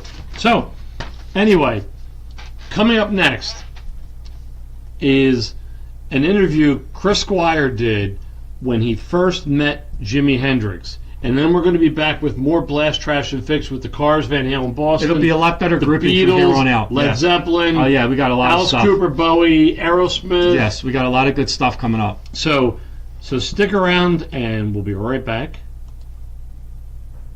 When I was in the Sin, we always did the Tuesday night opening act at the Marquee Club. And because Tuesday nights at the Marquee Club in Wardour Street was when the bigger bands played, And honestly, we'd had a terrible week. We've been playing in awful places like Stoke-on-Trent, which is like part of the industrial north, which really isn't there anymore because all the industry finished. But and it had been pouring with rain, and we've been driving up and down motorways, and you know, I believe we showed up at the Marquee with just enough gas in the van to get there. But no problem, because we knew we were opening for Cliff Bennett and the Rebel Rousers, who were a big band. They had a big hit with the McCartney song, Gotta Get You Into My Life. It was a #1 record.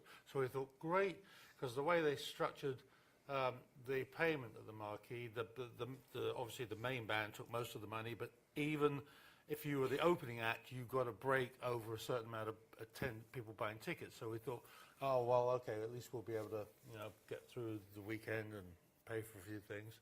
And so, of course, to my amazement, we show up there and we bring our equipment in the back door, and there's a few chairs sitting around, and then on the stage there's these 3 guys rehearsing, and I sort of like sat there and listened to them. And I thought, this is very peculiar, because the Marquee never let anyone rehearse there. It was like one of their rules. I thought, why is this band being allowed to rehearse? And the guitarist was a black guy, and he was going to the bass player, da da da da da da da da da, and of course you guess who it was. And so Noel Redding was da da da da da da, and it was like I wanted to go and take the bass from him and say, no, it's these 5 notes. and so of course, meanwhile, my heart was sinking, because I was thinking, where's Cliff Bennett and the Rebel Rousers? And who is this band? So I walked out the front, and there was this guy, Jack Barry, who was the assistant manager. I said, what are these guys doing rehearsing? And when are Cliff Bennett and the Rebel Rousers showing up so they can set their gear up and we can put ours in front? And he goes, no, I just had a call from the office. This is the main act tonight. I went, what? They can't even learn 5 notes together. And so they finished rehearsing. We set our gear up. And I went into the dressing room as I just started that thing of changing my bass strings, like every night to keep them all fresh and everything.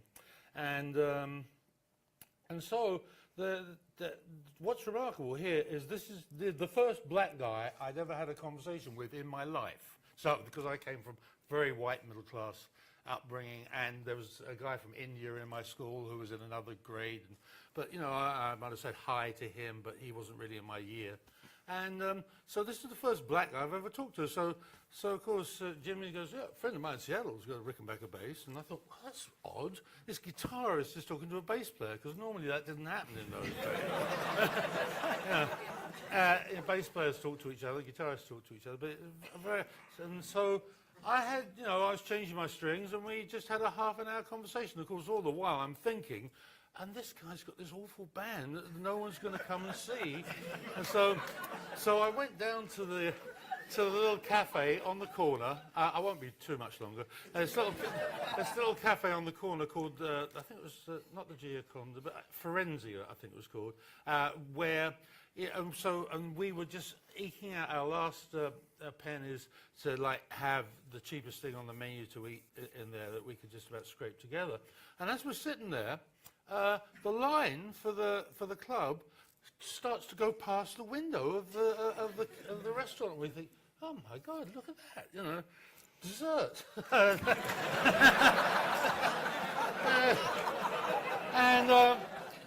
And then we finished our meal, and I went back to the Marquee Club, and there's the same assistant manager taking 10 bob notes, what it's called in those days, which was like, well, I don't know, 50 cents or something.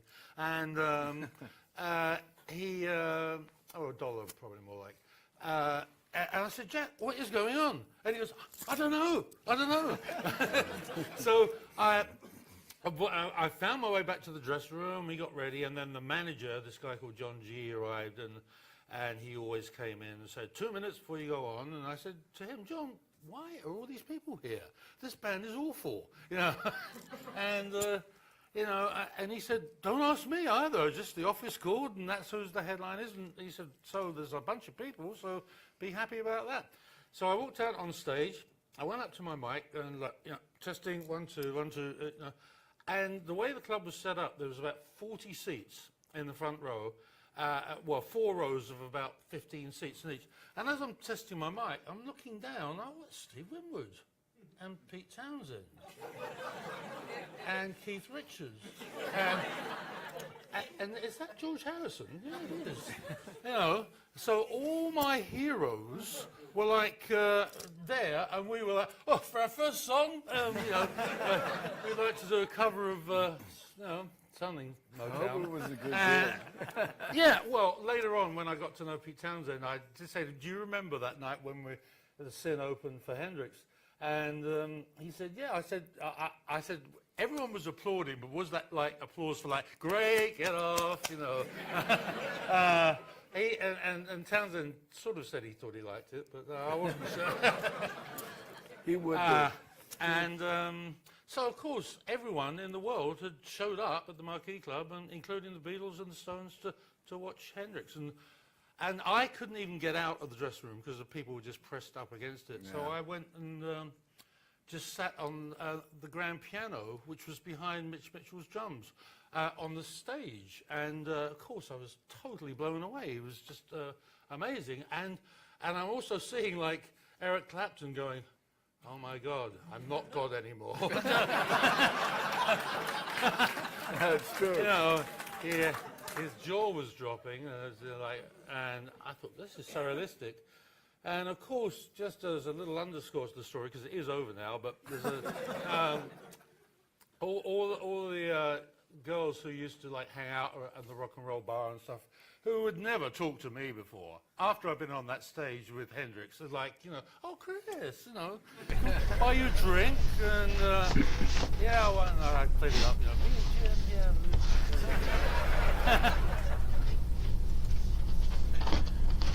Hope you enjoyed that. I found that was very interesting. I found that really interesting. You know, with him meeting, you know, Hendrix and just doing the show and hearing it from his perspective. And yeah, so let's. So we have a next grouping coming up. The next group. Next grouping, which is a very interesting grouping. It would be 3 really strong debut albums by these 3 different groups that we're going to be showing.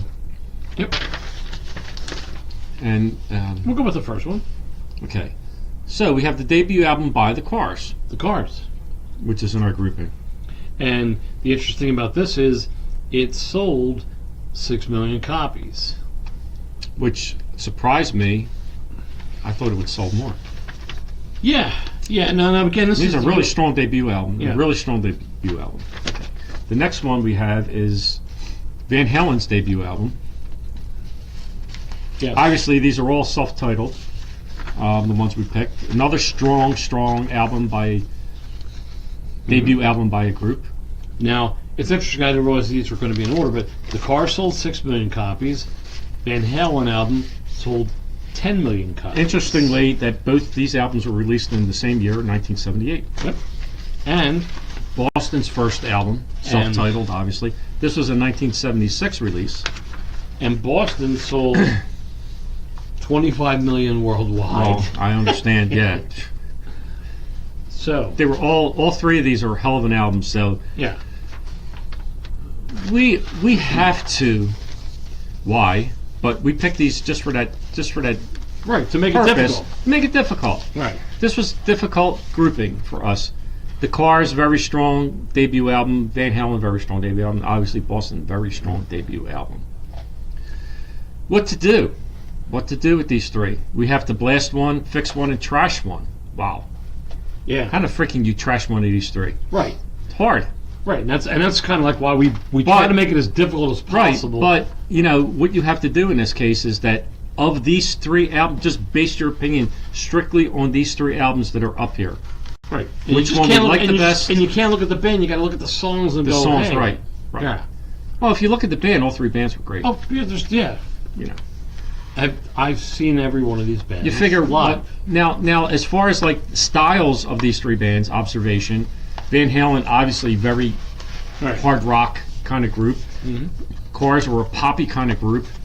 Boston, great vocals and kind of experimental kind of thing. All right. Right. Well, here I can give you differences and groundbreaking. Okay. All three of these albums are also groundbreaking. This Okay. is not from any notes. It's all from up here, which should scare everybody at home. Boston, since it was the first album over here, was groundbreaking with how this is like the first album on vinyl that sounded like a CD I know. that was going to come out later. I know. It was the purity of it. Yes. Okay. Van Halen was like, what the is this It guitar kicked you. player all It kicked you about? in the balls. Yeah. Basically. And the Cars came out with New Wave and the Right. keyboard and the snare, the electric drums, and that it was just these just Now were- I have to say, when the Cars album first came out, I didn't like it. I didn't. It was just different sounding. But after, it was, it was a really great album. I mean, in my opinion. So anyway, I guess I'm going first, right? Yes, I'll let you go first. Okay, let's see. Let me start with, in no particular order, let's start with Van Halen debut album. Okay. Okay, so for me, on here, the most notable songs, Running with the Devil, obviously, Eruption leading into You Really Got Me, which was a Kink song, right? It was a cover. Which Ben always said you can't judge Can't buy a a cover song, right? Song by a cover. Yeah, okay. Ain't Talking About Love, which is a really good song. I'm the One, I really liked. Jamie's Crying, obviously a really strong song on here. So anyway, so side one was Running with the Devil, Eruption, You Really Got Me, Ain't Talking About Love, I'm the One. Side two started with Jamie's Crying. Okay, after that, it kind of fell off a little bit. Atomic Punk, Feel Your Love Tonight, Little Dreamer, Ice Cream Man, and On Fire, which I know Ed and I, we totally disagree on that song. He thinks it's a great song off of here. I think it totally sucks. In fact, I would go as far as saying On Fire belongs in Van Halen 3. No, It belongs. no, I would no, move no, that no, on the Van no, Halen 3 no. and You make should- Gary you Sharon should- friggin' you- sing it you because should- no. it doesn't belong on You here. should put Van Halen 3 album and just light it on fire. So anyway, a lot of good songs. So there's 1, 2, 3, 4, 5 really strong songs off of here. I'm just going to leave it at that for now. The Cars debut album. Most notable for me, Good Times Roll, My Best Friend's Girl, Just What I Needed, Don't You Stop. You're All That I've Got Tonight, Bye Bye Love, Moving in Stereo, and All Mixed Up. The only thing I really did not like off of here is I'm in Touch with Your World. I'm in Touch with the World I really didn't care for. Other than that, every other song in here was a really, really good sound. Probably it's a greatest hits Cars album other than that one song that I noted. Boston's debut album. More Than a Feeling, Peace of Mind. Foreplay leading into Long Time. Okay. Rock and Roll Band, Smokin', Hitch a Ride, Let Me Take You Home Tonight, and Something About You, which I know you made a comment on when we were talking about this album before. You were like, what's that song? When you play it, you know Right. what that song is. Really good song. So for me, I'm going to start with this album, Boston. For me, Ed, this is as a perfect album can be for me. I know it sold 25 million. Obviously, it sold 25 million copies for a reason. It was like a experimental sound, like you said. It sounded like a CD, but it was on an album. When I first heard this album, I was blown away with it. I'm still blown away with it. I re-listened to it from start to finish. Didn't skip any of the songs. I listened to it on the way to work, and then the rest of it on the way home from work tonight. It still holds up to today. I'm blasting Boston's debut album. To me, it's a perfect album. There's not one bad song off of here. This could be a whole Boston's greatest hits album for me. All right. That leaves me with the Cars and Van Halen's debut album. Now, on the Cars album, there's 9 songs off of here, and there's only one song that I would totally throw off this album was I'm in Touch with Your World. Now, for that reason, every song on I wouldn't throw one song off the Boston album. I would throw one song off the Cars album, so I'm fixing this. Probably taking something off of Candy Ho and throwing it onto here. Candy Ho? Candy O. Okay. Candy Ho, O, whatever. Well, Candy could be a Candy hoe. Ho. Candy is a hoe, right? So anyway, there's only one song over here that I really don't like out of the 9 songs, so I'm fixing this one. And Van Halen's debut, I'm dumping because there's a few songs on here that I can take. Atomic Punk, Feel Your Love Tonight, Little Dreamer, Ice Cream Man, and On Fire are kind of second-tier songs for me. So there's only like maybe 6 songs on here that I really like. But the album as a whole has 11 tracks. There's only 6 songs that I really like on here. Everything else is second tier. So I'm dumping Van Halen. I'm blasting Boston, and I'm fixing the cars. Ed, time's yours. Okay. So, based on the criteria that I was using throughout all my picks, out of these 3 albums, there are 28 songs. There's only 2 songs out of here I would throw out. Can you guess one of them? That you would throw out? Yes. It has to be In Touch with the World. We Off the agree Cars album. on that. That's got to be one of them. Yes. There's another song you would totally throw out. Yes. There can't be nothing on Boston album. Yeah, it is. It is. You got to be kidding me. Let me take you home tonight. Let me take you home tonight, Mama. It's all. But again, I'm throwing something off of a great album. Okay. So I can't. So based on my So math, anyway, Scott says I'm 2 for 2 tonight with my groupings. you're 2 So for 2. obviously he likes my picks here. You're 2 for 2, but this is we're on round 6. We're on 6. So Yeah. that means I'm 4 for 4. You're well- 4 for. I'm 2 for 6. You're 4 for 6. Yeah, I I'm don't 4 know. for 6. Well, anyway, we have a perfect match on 2. That's basically what he's saying. Scott and I. So for me, I mean, out of all 3 of these albums, there's only 2 songs I would get rid of. Let Me Take You Home Tonight, and I'm In Touch with Your World, which means that on the Cars album, there's 8 songs that I like. On Van Halen, there's 11 songs that I like. Every song is freaking great. Oh, please, God. stop arguing there. Come on. Boston 7. And again, so for me, I am blasting Van Halen 1. You're totally I am off. fixing You're the totally Cars, off. and I am. How can you dump Boston's album? Well, just You're because of my sick in the criteria. freaking head. Because it's the criteria. You have no freaking clue. Well, I already saw William Musical You got no agreed clue. with you, and You it's got no like- clue. I'm sorry. Yes, Bill, I know. Well, you haven't probably listened to that Boston's debut album. Listen to it again. Listen to it from start to finish. It'll blow you away just as much as it did back in 1976 or when you So first please, if discovered you an agree album. with me that you're blasting Van Halen, fixing the Cars, and How dumping can you Boston, dump a 25 million seller album? Because I think somebody earlier said it's not about sales. No, it's not about sales. It's about- But it sold 25 million copies for a reason, Edward. I'm sorry. So how many bands are out there today that said, yeah, I was influenced by Boston? But I'll bet there's a bunch of new wave tech bands that are saying, It I was doesn't influenced matter. by the Cars. It I'll bet doesn't there's matter. a bunch of heavy metal bands out there saying, I was influenced by Eddie Van Halen. We're not comparing groups. We're comparing albums. We're comparing album to album, not group to group. Right. But We're not saying what group influenced more. We're not doing this grouping as who is the most influential group out of the 3. That's not what we're doing here. We're comparing album to album, song to song.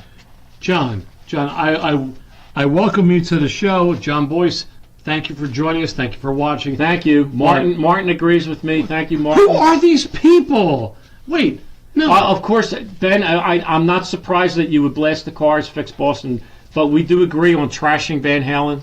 Okay? Ben, the only reason why I can fix the Cars album because there's only one track, I'm In Touch with Your World, Yeah. which totally I do not like by them, but Boston, John and Martin. every album, every song on that friggin' Boston album is John and is Martin, great. welcome to the show. Glad you guys could watch. Yes. You're wrong, but you're not supposed to agree with him because it's not the way I plan this whole show. But anyway, so we're talking about influential here. We were talking about the Cars But that's influencing not new what we're wave. doing. We're not doing that here, though. Wait, we were talking about the Cars influencing new wave, Eddie Van Halen influencing guitar players, and Boston influencing sound.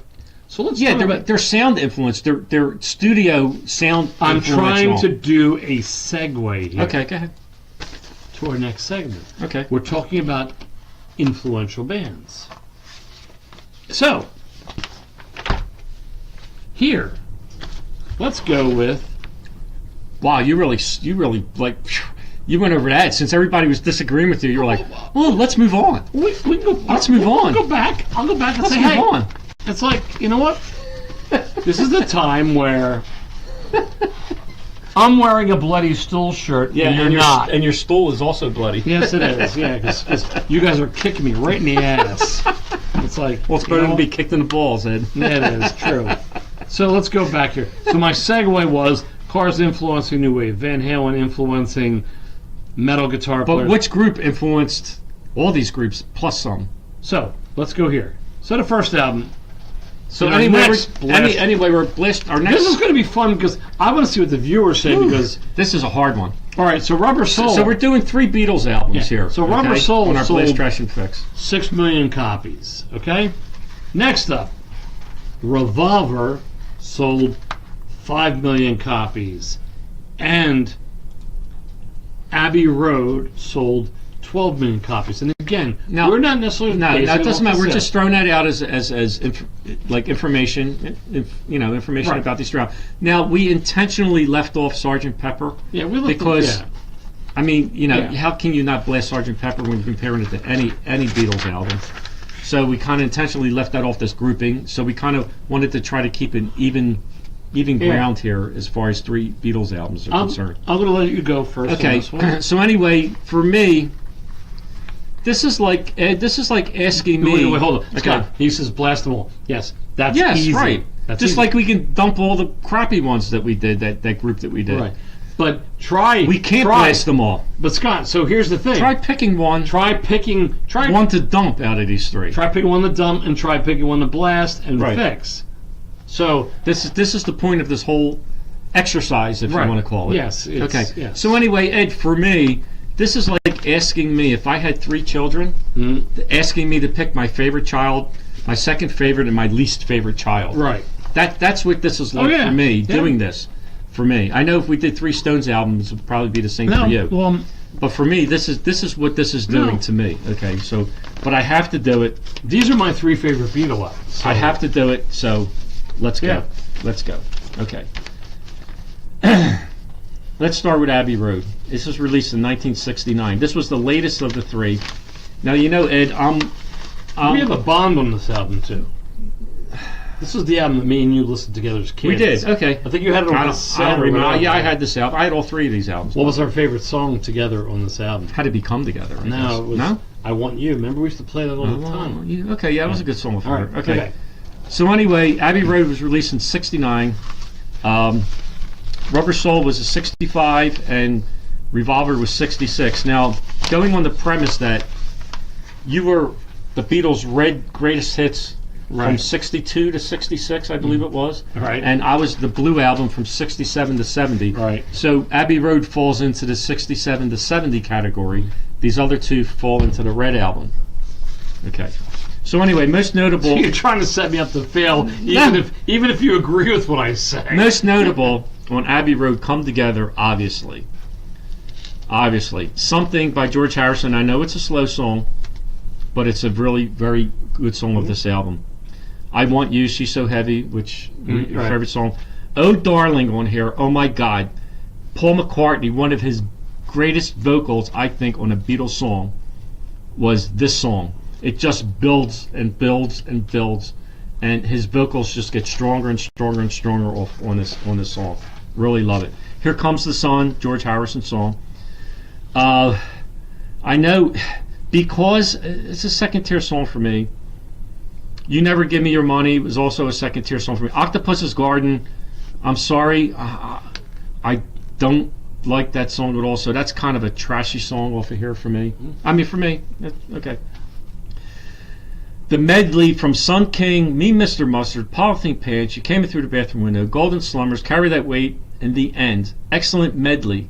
I don't think that was kind of ever done. I mean, I know there's groups that done 7-8 parts of a song, but this was like a 1 to 2 minute medley of each different song, which I don't think that was ever done before. It was kind of like groundbreaking kind of thing. Good. This was a good Beatles album, Ed. Really good Beatles album, and I'm a 67 to 70 guy. Yeah, but this Right? This I'm a is an album that me and you 67. bonded on music. Right, we bonded on this musically, and for that reason, I'm dumping Abbey Road of these 3. Not for that reason, for the reason that we bonded on this. It's just that of these three albums, as a whole, now the Beatles are a poppy group, right? Okay. So for me, this was a really good album, but of the three albums, I'm dumping Abbey Road of these three. I'm sorry. So that leaves us with Rubber Soul and Revolver. Revolver, okay. Most notable in Revolver, Eleanor Rigby. Here, There, and Everywhere. Yellow Submarine. Good Day, Sunshine. For No One, which is a really good song. Got to Get You Into My Life, which was redone by Earth, Wind, and Fire. Earth, Wind, and Fire. Did Phil Collins ever redo this song? No. Too? No, he never did it. Tomorrow Never Knows was like a groundbreaking song. In fact, Tomorrow Never Knows, I feel doesn't belong on this album. It belongs on the Sgt. Pepper album because of the groundbreaking, just the sound of it. I think Tomorrow Never Knows, my opinion, Tomorrow Never doesn't belong on here. It belongs on Sgt. Pepper. I think the way that groundbreaking song. So kind of like Sgt. Pepper kind of followed Revolver. So this was kind of a precursor to, okay, we're going to, last song on this album, we're going to throw Tomorrow Never Knows on there, and then we're going to hit you with Sgt. Pepper. Rubber Soul has Drive My Car, Norwegian Wood, Nowhere Man, Michelle, Girl, In My Life, Wait, Run For Your Life. Ed, do you know that the starting lyric, the beginning lyric of Run For Your Life? Now, this is a Beatles song, poppiest group in the whole world, right? What's the opening lyric on Run For Your Life? Well, I'd rather see you dead, little girl, than to be with another man. I know. Whoa, man, that threw... Oh, my God, what a lyric. Did Harvey Weinstein write that? I don't know, but what a lyric for a Beatles. I mean, oh, my God, that was like totally out of left field. So anyway, there's like 8 really good songs I like off of Rubber Soul, which I listed. Revolver, there's 7 good songs I like off of here. So for that reason, I'm blasting Rubber Soul, I'm fixing Revolver, and I'm dumping Abbey Road. Time's yours, Ed. I know where you're going with it. I know where you're going with this, but go ahead. This is you know that show The Yes Out? No, when Seinfeld, when it was Bizarro World and it was that alternate universe. Yeah, this is the alternate universe. This is going to happen here between me and him. Okay. So, for me, and I'll explain something after. Well, I'll explain something afterwards. I know what you're blasting. I can already tell what you're blasting. So No, you don't. Okay, go ahead.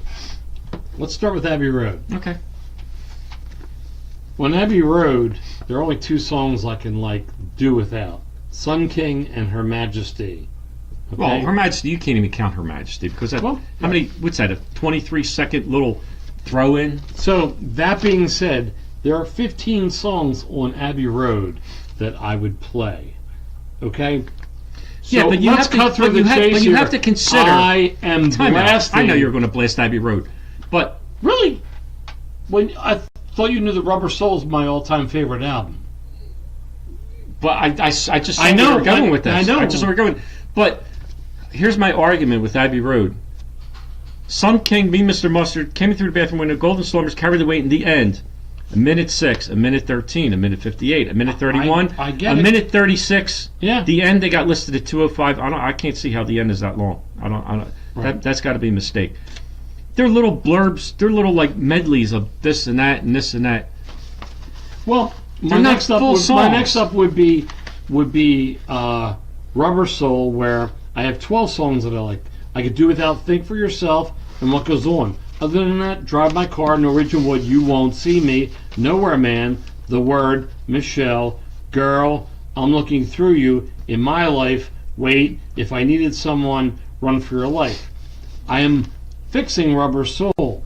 I'm just saying, hey, give me a couple more songs to compete with Abbey Road. In this instance, overall, Rubber Soul is my all-time favorite Beatles album, but right. I have to.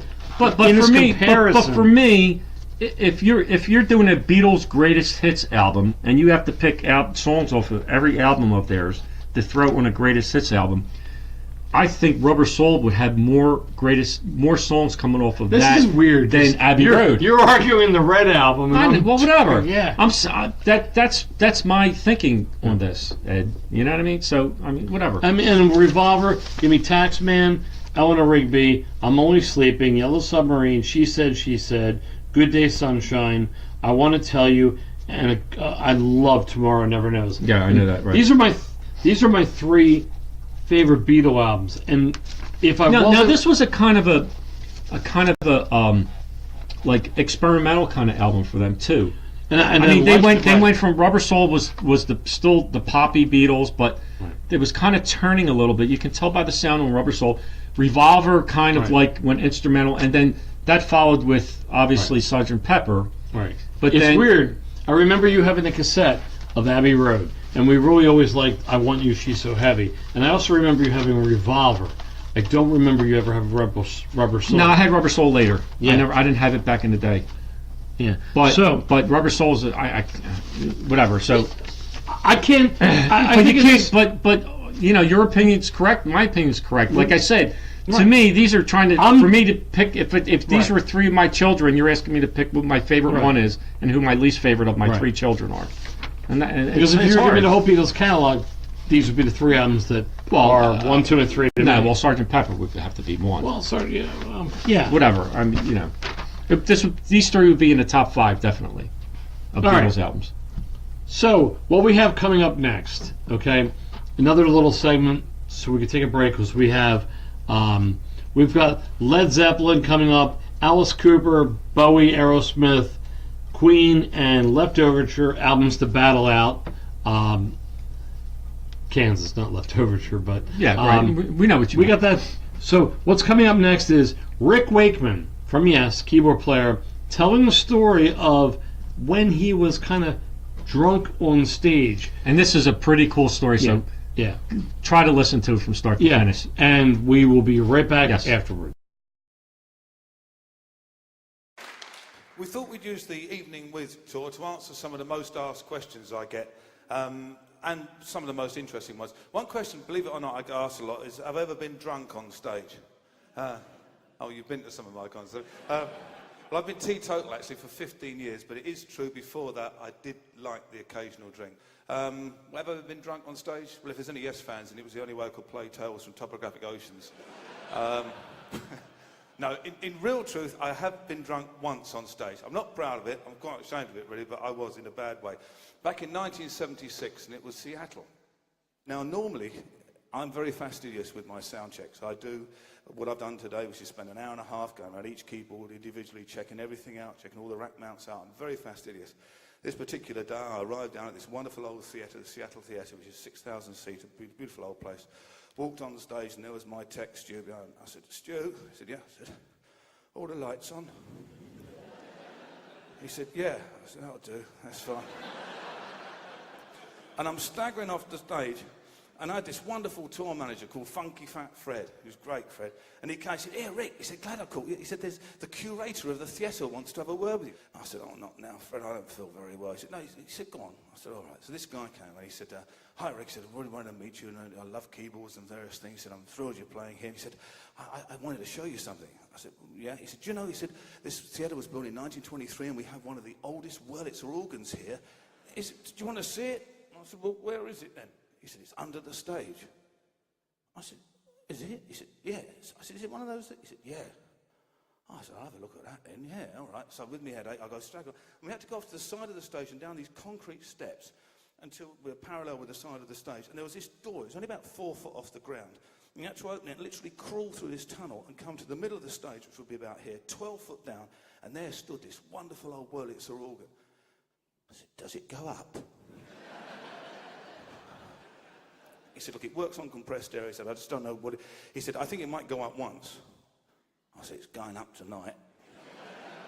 So I came up, head still thumping, called the crew together. I said, now listen, guys, tonight I'm going to come up in that big Wurlitzer organ in the middle of Anne Boleyn. I said, so I want you to fill it full of smoke and dry ice all in the cavern under there and lights, so that when it opens, there's all the lights and the smoke and the dry ice, okay?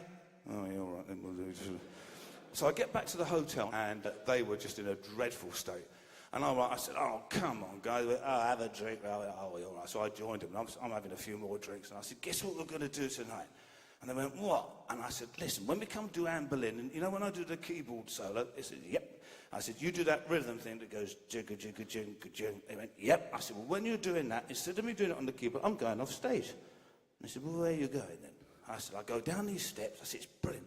And I crawl under the stage, and I'm going to come up on this giant Wurlitzer organ, and I'm going to do the solo on that, and then there's going to be smoke and all sorts. It'd be fantastic, and lights. And then I'll finish it off, climb off the organ, and do it on the keyboard, and it'd be brilliant.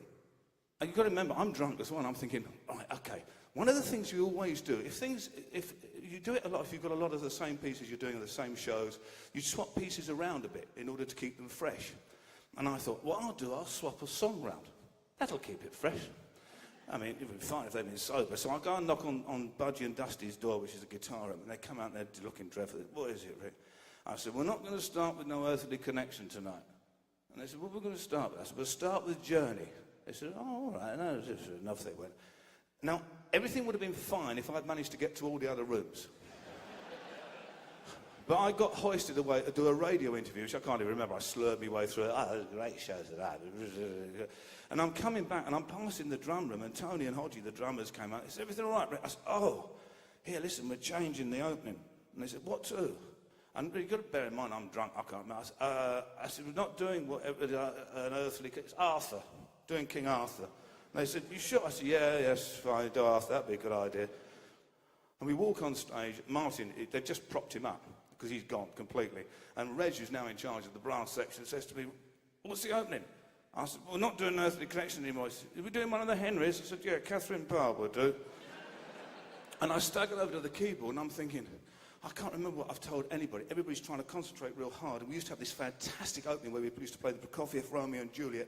And on the last chord, the curtains would open, and we'd all come in. And we did, with 4 different pieces.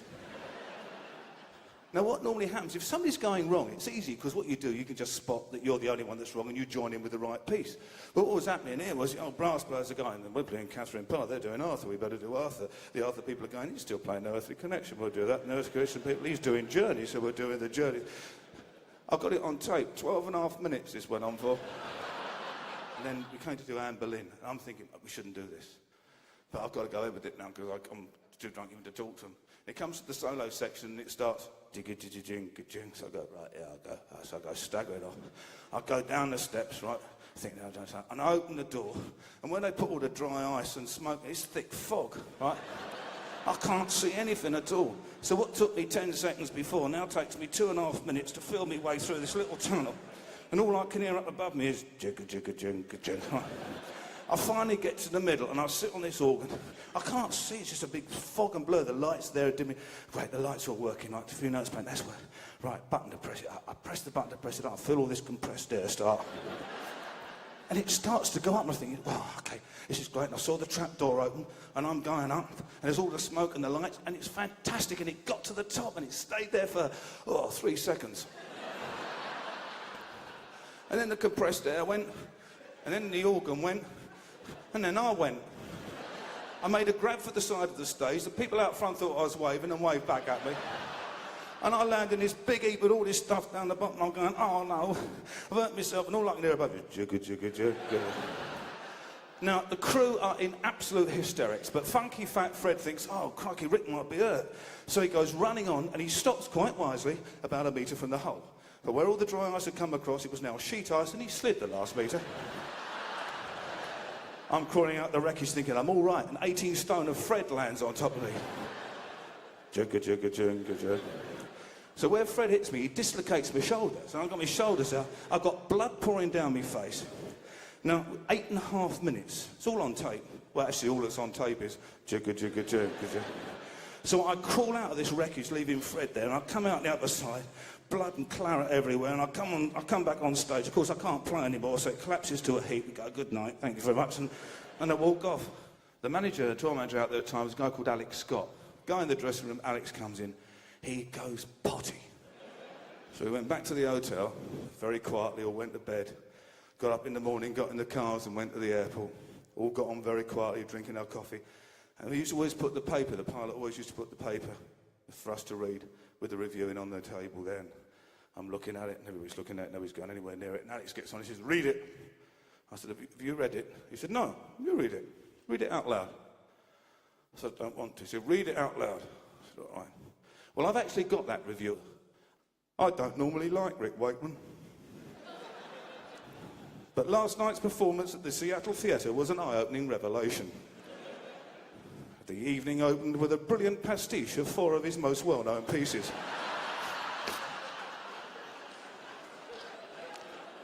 Intricately woven into a jazz rock fusion that almost defied musical belief. Theatre also played a big part in the evening's revolutionary performance. The death scene in Anne Boleyn was nothing short of spectacular. Do not miss this show.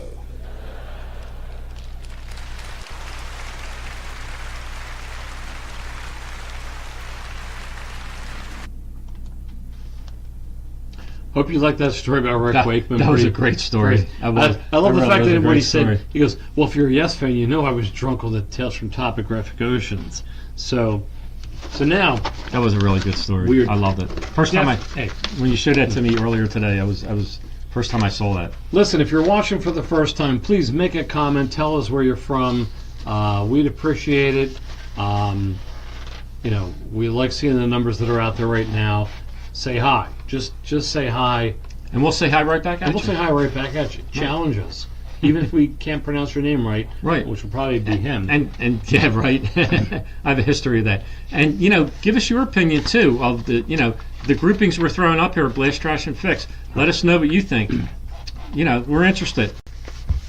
Yeah, so the other thing too is what we're going to do is we're looking to do over the next going forward is putting these interesting interviews and stories together as our little break time so we can catch our breath and regroup, and Lenny can tell me, hey Ed, I'm sorry for disagreeing with you, please forgive me. I'm only doing it for the show. Yeah. Not. So let's go into this. So here's where it starts to get even more difficult and more interesting. So Okay, so our next grouping, which is our 8th grouping of the night, Yes. these are we're doing a grouping of Led Zeppelin albums. Led Zeppelin. Led Zeppelin. So you got to Blast, Trash, or Fix One of these 3 Led Zeppelin albums. So the in first this grouping is Led Zeppelin 1. debut. Led Zeppelin 1 sold 8 million copies. Now, obviously, it didn't sell that in the first year release. It's over the course of time, but it has still sold 8 million copies. Surprisingly, to me, Led Zeppelin 2 sold 12 million Wow. copies. Well, like the other albums, it went off the coattails of one was so good, people went out and got 2 off. It was a strong album also, but Well, yeah, but I think a lot of it's back catalog because Led Zeppelin 1 would have been the greatest, would have been higher than Tapestry and all those albums. okay, These are albums over the course. These are just albums that hold up over time. okay, And Houses of the Holy, which is 11 million. So the other thing too is, that album cover probably wouldn't hold up today. So, no, definitely not. That would get a brown. That would get a brown bag. Definitely. So we have to decide which of these albums. The most important thing is we got to decide which one of these 3 we're throwing out. all right. So I'm going to let Lenny go. I'm going first on all these groupings. So Yeah, you're not letting me go first. This is what we decided. right. Except for the shitty ones I went first on. Yeah. All right. So let's see. Let's start with Houses of the Holy. This was a 1973 release. This was the latest release out of the 3. Oh, hold on. Oh, I'm sorry. Ronnie Connolly from Texas. Just want to say hello. Thank you for joining us. Like the page so you can join us every Friday night. We appreciate it. Okay. We good? We're good? Can I start now? Yeah, well, I told the people that if they say, hey, where they're from, Yes. we're going to recognize. Yes, you can. Okay. So we That's recognize. what we do. So, We recognize. so those of you new to the show, this is a constant thing. He constantly interrupts me many times. It's my throughout this basement. I can. Yes. Okay. So anyway, So we're blast trashing and fixing 3 Zeppelin albums. They're You almost had a problem with trashing and fixing. Well, it's hard to trash, fix, and blast these. So anyway, we got Zeppelin's first and second album and Houses of the Holy. Where did Houses of the Holy come? What album, like, is this their third? That's not their third. Zeppelin 3 obviously was their third. Zeppelin 4 obviously was their fourth, so this is their fifth. was Okay. their fifth, yes. This is their fifth release. Okay. Houses of the Holy. For me, Martin from North Carolina. Hey, Martin. Hey. Because you know, if you give me an opportunity to interrupt him when he's talking, I'm going to take yes, it. you are. So thank you for joining us. Thank Please, you. like the page. Join us again. Yes. each Tell week. your friends and family. Yes. Okay. Tell the kids, the neighbors, Yes. everybody. I go knock on their door right now and say, "Hey, Friday Night Hey, Vinyl's tune on." in right now. Right now. Okay. All right. So anyway, every Friday night, 9 o'clock, like clockwork. to 2 a.m. Eastern Standard Time. That's right. And maybe further. It might turn into Saturday morning vinyl. So anyway, okay. So let's start. Can I restart? Can we restart? Yes, okay. you can restart. Okay. Anybody else want to chime in from where they are before I go? They're going to try. No, you know what? Wait till he's in the Wait till I'm in the middle and then chime in the and where then say, "Hey, this Yeah. is me from." so and so, From- so he can interrupt me Yeah. again. Okay. So anyway, I beg you. so Houses of the Holy, 1973 Led Zeppelin release. Dancing Days, Dire Maker. The Crunge. Am I pronouncing that right? The Yes. Crunge? Okay. There are 3 of my notable songs off of here. Song Remains the Same came off of here. The Rain Song, Over the Hills and Far Away, No Quarter, and The Ocean. So, of all those songs, I mean, it's not like I dislike any of those songs, but the 3 strongest songs for me are The Crunge, Dancing Days, and Dire Maker. Stop making... No, I was Stop. I lip reading to I can see. I have peripheral vision, Ed. I'm sorry. Okay.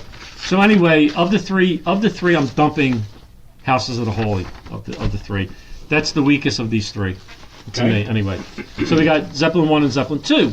Okay. Zeppelin 2 has Whole Lot of Love. What Is and What Should Never Be. These are my favorites. I'm listing Heartbreaker, Living Loving Maid. She's just a woman. And Ramble On. There's 5 strong songs over here for me as a Zeppelin. The other songs that has Lemon Songs, Thank You, Moby Dick, and Bring It On Home, which are like second tier songs for me. So I really like 5. There's 5 songs that I really like off of here. Zeppelin's debut, my favorite songs off of here: Good Times, Bad Times, Baby, I'm Gonna Leave You, You Shook Me, Dazed and Confused, Your Time Is Gonna Come, Communication Breakdown, and How Many More Times. Now, there's 7 very strong songs over here. So I am blasting Zeppelin 1. I am fixing Zeppelin 2, just in this order, and I'm dumping Houses of the Holy. Edward, time is yours. Now, if we're not in agreement here, I don't know what groupings that we would be in agreement with other than this. So go ahead. There's a slight point of aggravation on my face, and I'll explain why.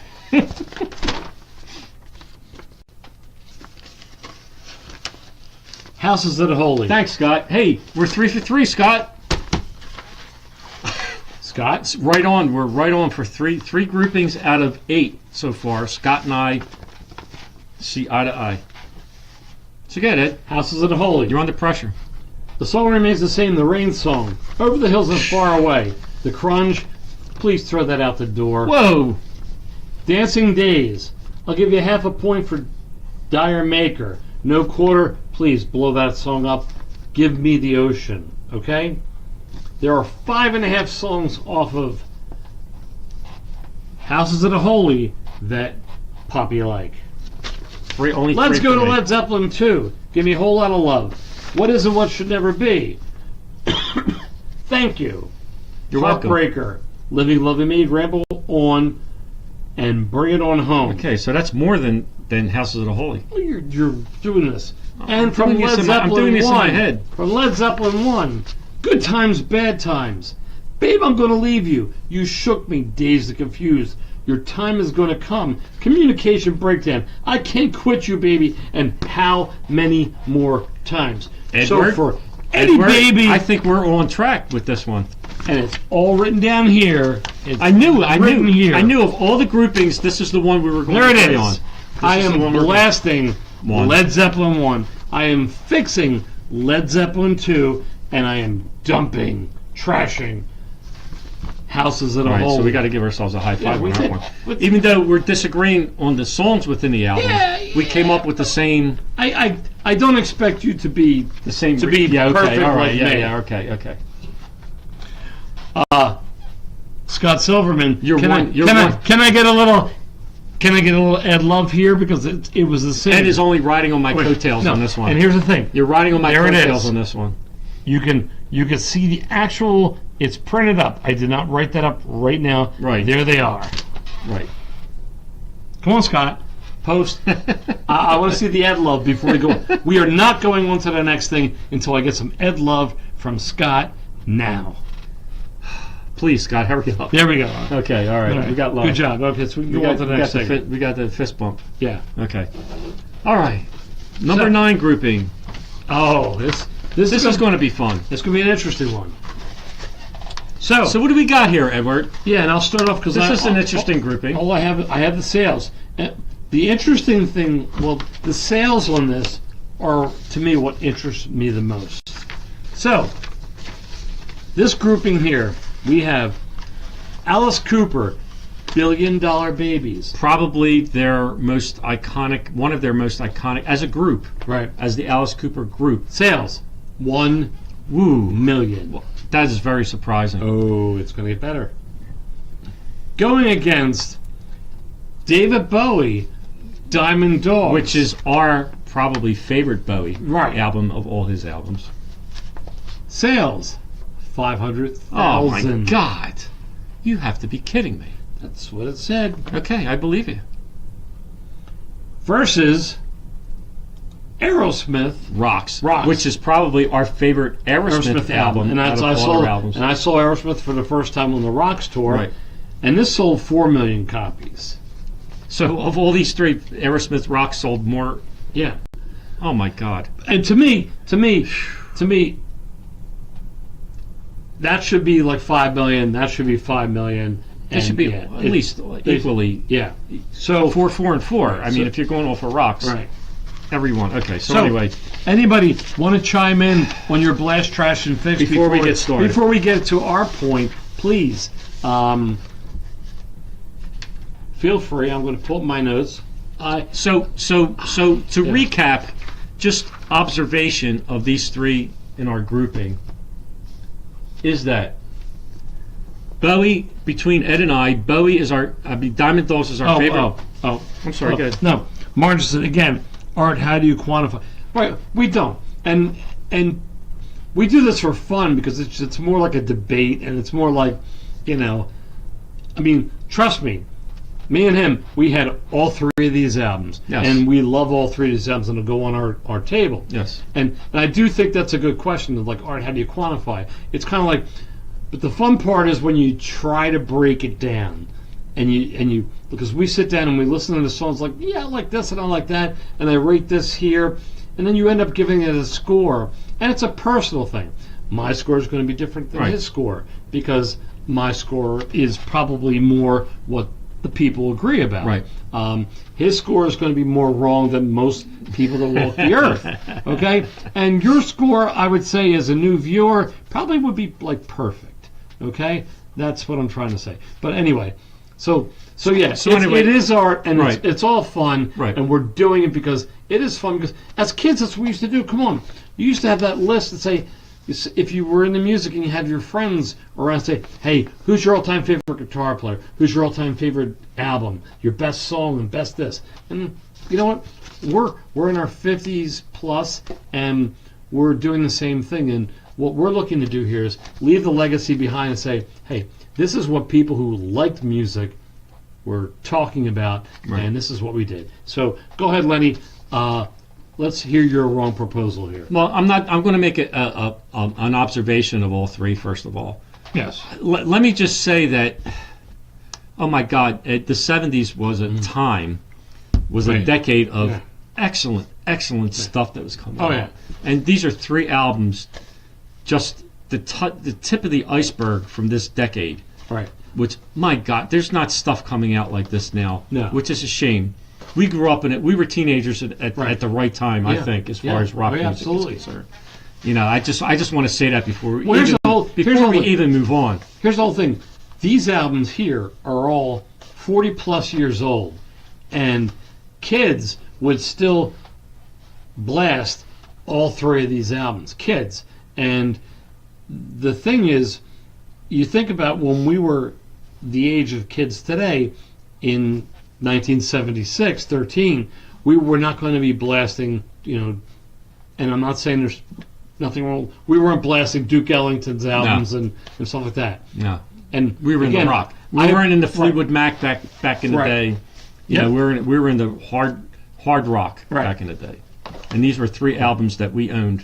I don't think my eyes are going to roll too much on You this. might not, but guess what though, Ed? Even if you pick something different than myself, Right. your eyes might roll though. It might. It really might. Because the album My that I'm eyes gonna only be, roll when you pick a song and you say, "Oh, this is a second tier song." And it's like, yeah, what are you talking about? So Bill, you're correct. This is the reason why the kids today still listen to the old music, Well, and this is why He called it old music. whatever it is old. call music. it- we talk- It's call it- classic. It's classic music, and it's the We're reason classic. why group bands back in the day still draw to this day. Right. Is because of that also, Right. as far as touring is Right. concerned. And the fact that the other bands are all Right. killing themselves. Okay. So anyway, all right. Observation. Okay. Another observation. Ed, do you not disagree that Bowie Diamond Dogs is our favorite Bowie album? Yes, it is. Aerosmith Rocks is our favorite Aerosmith album. Yes, it is. Now, I don't know where Billion Dollar Babies ranks as far as your Alice Cooper. But I mean, I could say as far as Alice Cooper group, I would say not solo Right. Alice Cooper group, this has got to be, this is close between Well, Love It to our- Death and this. Well, our favorite Alice Cooper album probably Welcome to Nightmare. Welcome to Nightmare, Right. because But we that's solo discovered- Alice right, Cooper. Right. That's when But I this is- discovered Alice. But this is This has to be, if not the top, tied with probably Love It to Death maybe. I will say that this is my favorite Alice Cooper album. Okay. This is my favorite Bowie, and it's my favorite Aerosmith album. Okay. So that's why this was a challenge. Okay. Now for me, this is probably my favorite Alice Cooper album from probably from the 70s. Right. But later on, like in the 2000s, Alice Cooper came out with some great stuff, which, if we ever get into that decade, well, I'll talk about that later. So anyway, Billion Dollar Babies was released in 73. Bowie, Diamond Dogs was 74. And Aerosmith Rocks was 76. All right. Where to start? Okay, let's start with Rocks. 1976. Most notables for me off of Rocks, Ed, is Back in the Saddle, which was, I mean, if we ever get into a subject, what were the best, greatest opening track 1, side 1 songs? This would be up there. Back in the Saddle. Right. Aerosmith, side 1, track 1 off of Rocks. Rats in the Cellar, another good song I like. Sick as a Dog, Nobody's Fault, and Get the Lead Out are there's 5 really strong songs on here. I mean, but that's not saying that Last Child Combination, Lickin' a Promise, and Home Tonight are bad songs. Right. They're just if I had to pick my favorite, they're my favorite 5 off of here. I'm not going to say where I'm going with this yet. Billion Dollar Babies, 1973, Alice Cooper. My favorite top tier songs over here, Hello Hooray, which opened up the album, Right. which was another good opening Right. song. Okay, Elected, which was kind of popular. Billion Dollar Babies, the title track, which is outstanding. No More Mr. Nice Guy, which is another iconic Alice Cooper song. Generation Landslide, which is a really good. If you listen to the lyrics, I mean, but just for its time, Yeah. its time period, and the lyrics, it was, oh my God. Sick Things and I Love the Dead have to be the sickest 2 Alice Cooper songs that he ever recorded. In fact, that Sick Things and I Love the Dead. Now, there's a song called Mary Ann that came between Sick Things and I Love the Dead. Now, I remember a story. Bobby Earson produced this, right? And he said that now Mary Ann is like a very slow kind of like piano-y kind of song, and the only reason why they threw that song in between Sick Things and I Love the Dead, because they were afraid that those two songs back to back would be so horrific. So they needed something to break those two songs up with, so they threw in like a Mary Ann. It's almost like eating like a course and taking like some sorbet to cleanse your palate until you got the next course. You know what I mean? So that was pretty cool, a pretty backstory to this album. So there's like 7 really strong songs over here that I like. Now, Raped and Freezing, Unfinished Suite were really good songs over here, but I consider them second-tier songs on here. All right? Diamond Dogs. To me, this is almost a perfect album for me, Ed. A perfect Bowie album for me. Right. Okay? Now, believe it or not, I mean, the only second-tier... I'll give you what my second-tier song is off of here. Now, there's only one, and believe it or not, it's a really popular song off of here. 1984. No, see, you're just. Which- I think you're tired of that. Which song. is, I'm not that I'm tired of it, but it don't belong here. With the rest of the album, it just doesn't. I think 1984 belongs on Young Americans. You know what I mean? Well, here's the whole thing. I mean, but 1984, the premise of the song belongs on Diamond Dogs, but the style of the song belongs on Young Americans. If you can get my drift. Yeah, so do with the wall. Yeah. Right. Yeah. Okay. Whatever. So The anyway, cool thing was we listened to this album, I guess, in what 76. Well, it came in before high school right. in my basement, and we're like, oh wow, 1984. And now we're well, wonder what's gonna be like in 1984. And like here it is, 2018. Yeah, I know. That's- So anyway, off of here, Future Legends was just a lead into to the song Diamond Dogs. Then they got Sweet Thing, Candidate, and a Sweet Thing reprise, which is, I mean, if you want to call that a deep track off of here, and you're talking about deep tracks, this had a lot of deep tracks, were really excellent deep tracks. Let me just go take out the dog real quick. Just Okay. cover. I'm right. listening. Rebel was a very popular song, which was played a lot back in the day. Rock and Roll With Me was a really, really good song. It's kind of slow, but it's a really good song.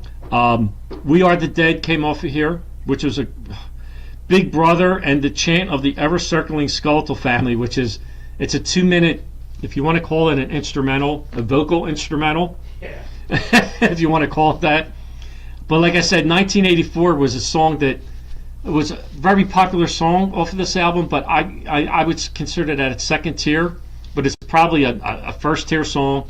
So this is almost a perfect album for me. So for that reason, of these 3 albums, now all 3 albums are really great in my mind, but of these 3 albums, I'm blasting Diamond Dogs. Blasting Diamond Dogs. I'm fixing Billion Dollar Babies, and I'm dumping Rocks. And you don't know how hard it is for me to dump Rocks, because it's my favorite Aerosmith album. But when putting these 3 albums and comparing the 3, because like on Rocks there's only like 5 really strong songs. Billion Dollar Babies, I really like 7, and Diamond Dogs, 10 out of 11 that I really like. So I am blasting Diamond Dogs, I am fixing Alice Cooper's Billion Dollar Babies, and I'm dumping Rocks. And I know we're probably not in agreement with this. I'd be very surprised if we were, but time's No, yours. we're definitely not in Time's agreement. yours. We're definitely not in agreement with this. Okay.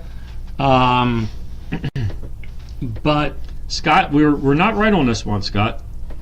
but for- Surprise! But for me, it's like it's kind of like what these are 3 albums to me, and I think probably to you. It's like if you blast, trash, or fix, whatever, because we have to. It's like, yeah, okay. It's like because you have to. It's like you like this one more than this.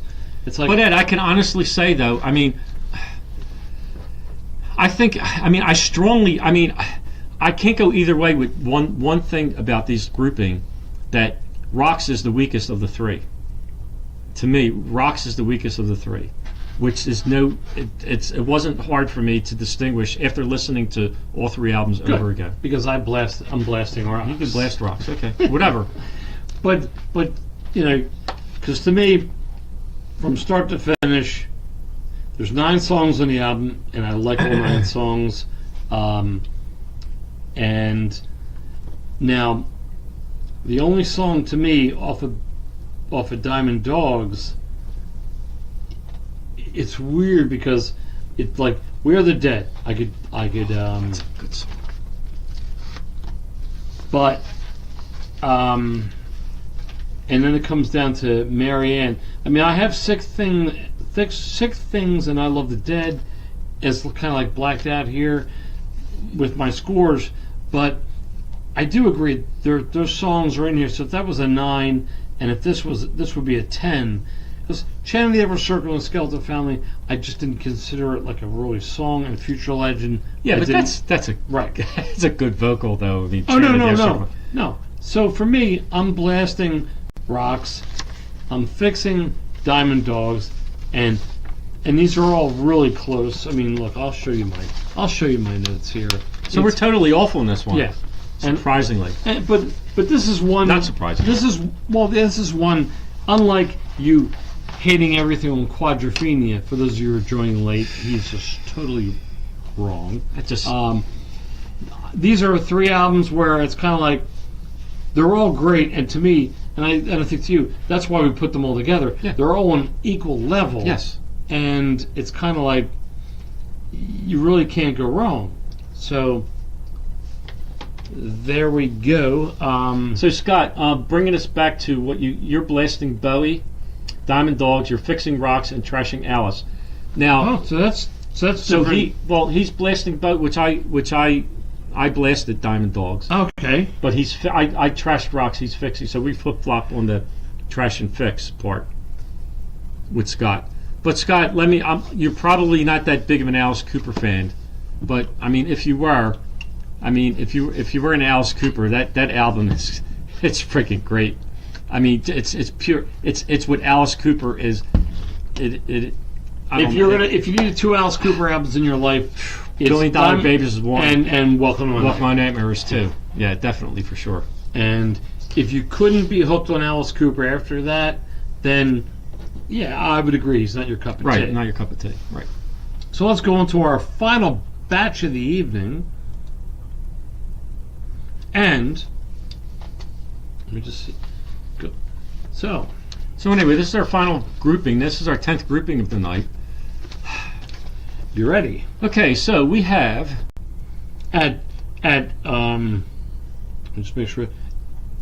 At 23 million sales, Led Zeppelin 4. we'll call it Led Zeppelin 4 because it was never titled. That was cool. Yeah, Led Zeppelin, Zopho, Zopho, whatever. Symbols, whatever. Symbols, yeah. Prince when he changed his name Right. to. Selling 3 million copies. Shockingly, 3 million copies. I can't believe it.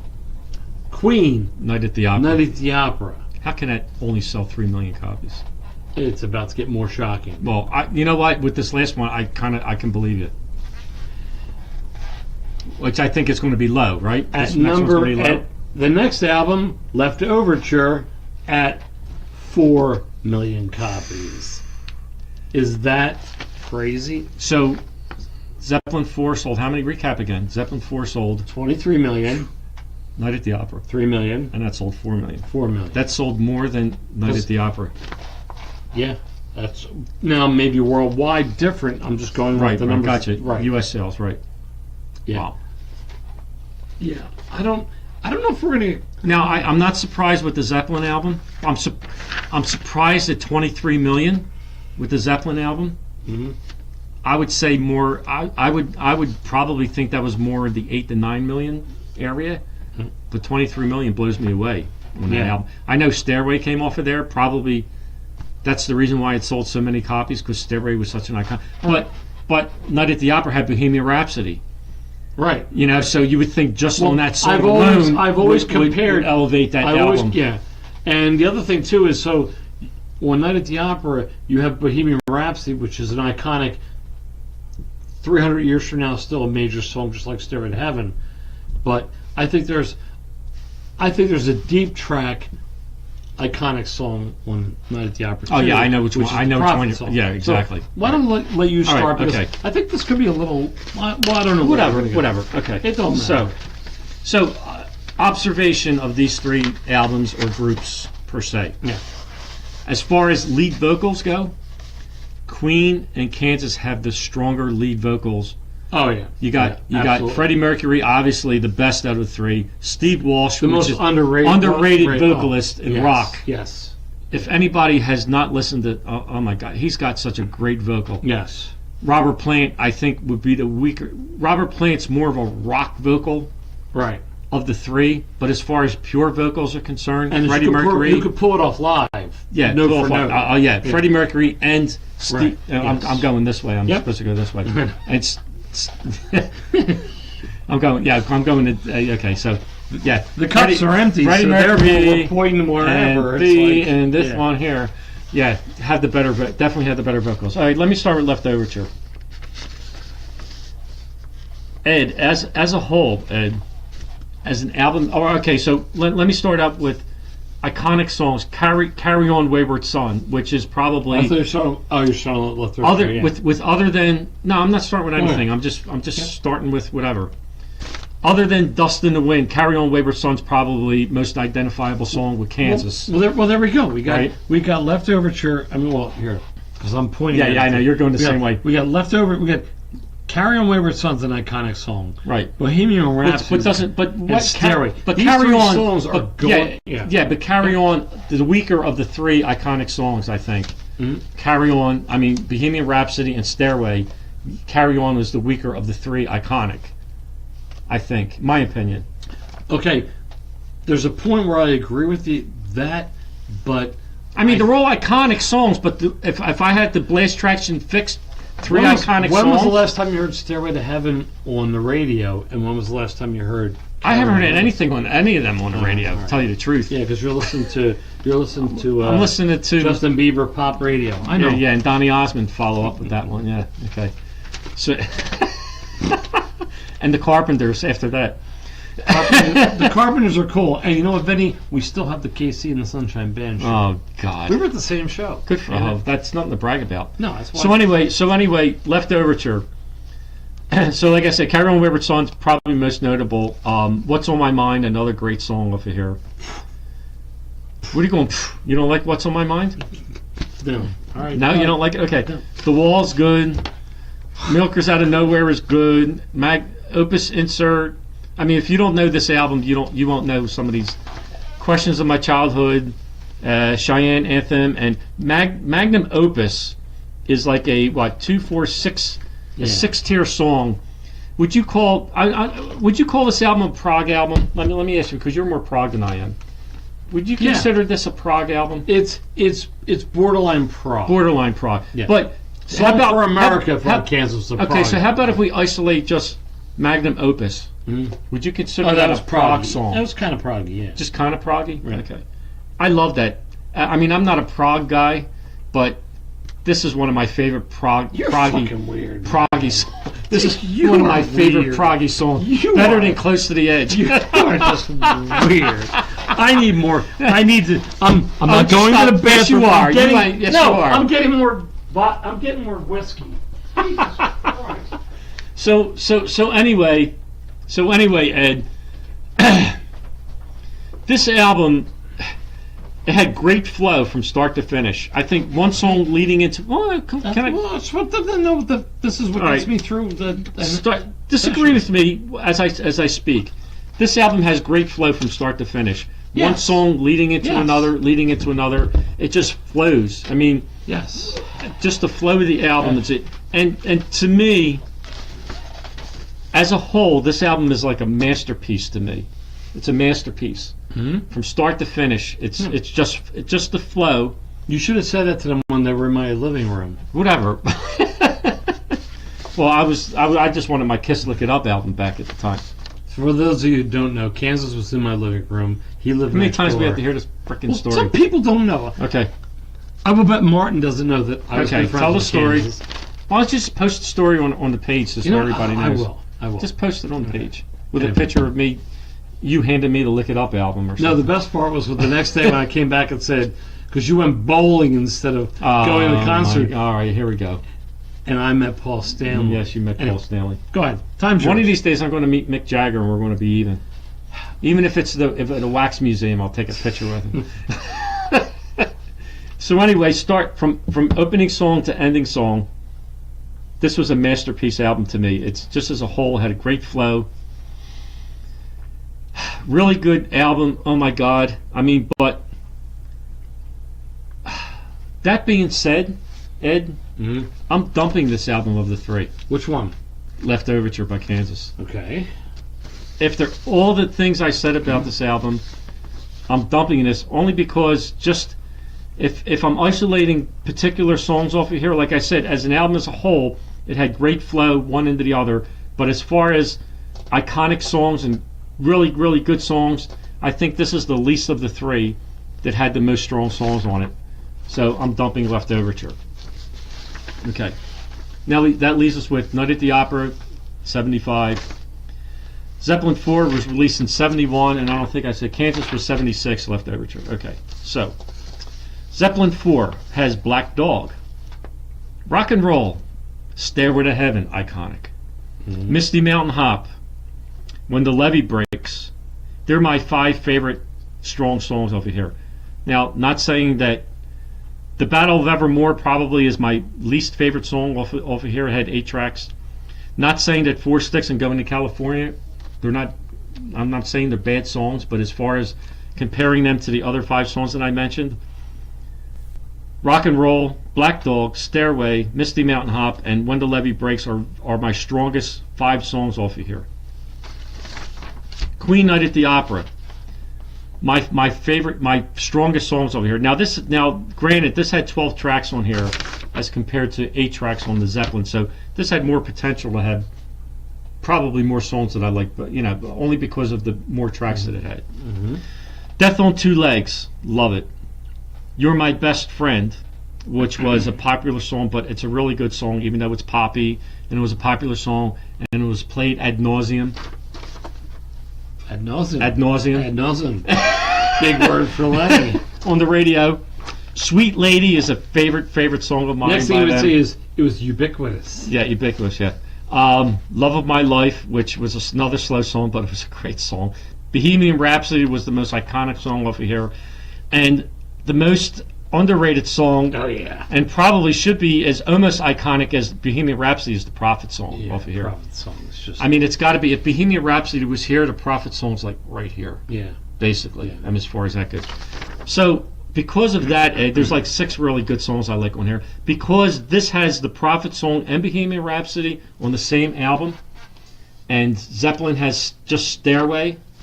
I'm blasting Night at the Opera, and I'm fixing Led Zeppelin 4, and I'm dumping Left Overture by Kansas. Time's yours.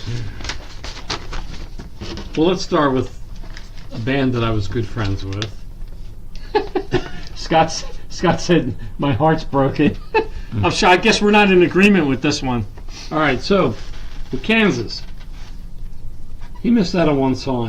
I noted here. Which one? Obviously, Carry On. The Wall is. The Wall is a very iconic Kansas song. It's a great song. I can't say it's iconic. It's iconic. Who knows the Wall? Stop. All right. What's on my mind? Miracles Out of Nowhere. I can't argue with. I'm not arguing with this album. I could do without Shanae Anthem. I could honestly. Yeah, Cheyenne Anthem was probably the weakest of. I could actually do without Magnum Opus. But I respect. Whoa. Yeah. Magnum Opus was friggin' awesome. That's all good. It's all good. Now I'm arguing with you, and I dumped this friggin' album, and I'm arguing with you on your opinion on this. So, that being said, let's not beat around the bush here. I am, based on my qualifications here, my numbers, I am dumping Left Overture. We dumped Left Overture. Let's go. For some reason, I don't think we're going to be in agreement with these next 2. But let's maybe we will. Let's go with Led Zeppelin 4. Okay. There are 8 songs on Led Zeppelin 4. You could take 4 sticks and throw it out the fucking window. Okay? I could do without that. That leaves 7 tracks left. Now the Battle of Evermore, you got to throw that out too. I like that. I like the fact. I like it. I do. Yeah, but to compare it to the rest, whatever else is on here. I'm just saying, if there's one song I could do without, it's 4 sticks. Okay. So let's go to Queen. Okay. There's a lot of songs I can do without, but there's 12 tracks on here. Well, here's the whole thing. Okay. Queen. I could do without Sweet Lady. Oh my God, you're killing me. I could do without. You're freaking killing me. Sweet Lady, you can do without. I could do without good company. Okay, I agree with you there. And God Save the Queen. Oh yeah, well, that's a throwout It's a song. throwout That's a song, throwout song. right. Yeah. Lazing on a Sunday afternoon. So You like? then I love Let's go that. through this. Oh. Let's go through this. Yeah. I'm I in go love out with to my work on car. Sunday morning. Yeah. 39. 39. Seaside Rendezvous. Oh, sees. Yeah. Yeah, I know how the song goes. You don't have to I freaking. You don't have to hum a few yeah. bars. I know how it goes. Love of prophets, love of my life. Okay, so that being Wow, said, I think we're in agreement here. we are. Wow. Bohemian We're not in Rhapsody. agreement within the album, but we're in agreement of our Blast Trash Bohemian and Fix. Rhapsody is your stairway to heaven. Yes. But again, it's just nothing the compares to the Prophet Prophet song song on Zeppelin 4. Exactly. like that. Right. And to me, there's 7 songs. How you doing, Robin Ray? She's just joining in. Hey, Robin. She's laughing at something. I don't know what. All right, first off, Robin, is everything good with the family? That what happened last week really concerned me, and we mean it from the bottom of our hearts. We're hoping everything is Yes. well now, and love you, girl. But anyway, I'm about to prove that I'm right, and that's. But I'm why- right too. Yeah, we actually are all right. Because I'm blasting Night at the Opera. Yeah. I'm fixing Led Zeppelin 4, and Finally, common ground. And- William Musil chimes in.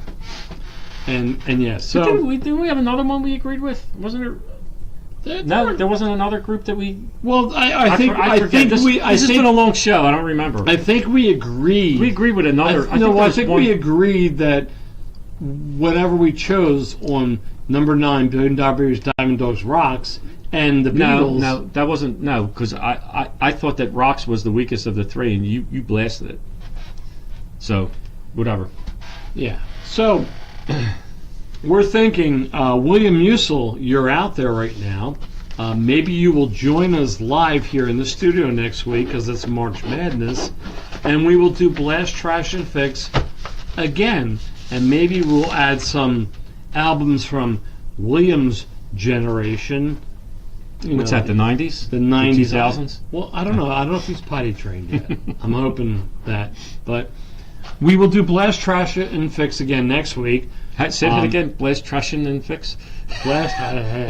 Yeah, it's like, well, you know what? Look. Yeah, it's been a long. It's been a long show. It's been a long show. Yes. So, yeah. So that's what we're looking to do next week. We're going to do we're Blast, Trash, we're Fix. 10 minutes shy of the 3-hour mark. Nice. Yeah. And so we have other albums in the list, and I talked to Lance, like, look, we're going to have to put albums that we're going to have to actually like do homework on. And Yeah, and I think another nice grouping would be pitting 3 live albums against one another. I think we did that last season. We can do that again. we won't do that with Musil here. Okay. Because he's going to want to include 9 Inch Nails, We're just throwing stuff out. The Cure, and stuff like that. We'll put some Blast, Trash, and Fix again next week. Maybe we'll compare our generation to his generation. And he can tell us that we're wrong. So, anyway, thank you everybody. Yeah, thank you very much. Like the page, share the video. Thanks for See us sticking next it out week. for the whole almost 3 hours that we've been on. And we'll see you next week. And we enjoy doing this. Yes, we do. It basically is getting together on a Friday night, having a drink, and talking music. Yes. Go ahead, show us your drink. Yes. Okay. And talking music with, I got the Canadian. I'm representing the Canadian Crown Royal Apple. and I'm representing the Irish with the Tullamore Dew. But The Irish Canadians, Right. I'm representing. yes. But we do this, and it's just like we're sitting in the basement talking like 10, 20, 30 of our closest music friends and just shooting the shit. Right. So we appreciate it, Thank you. and see you next week.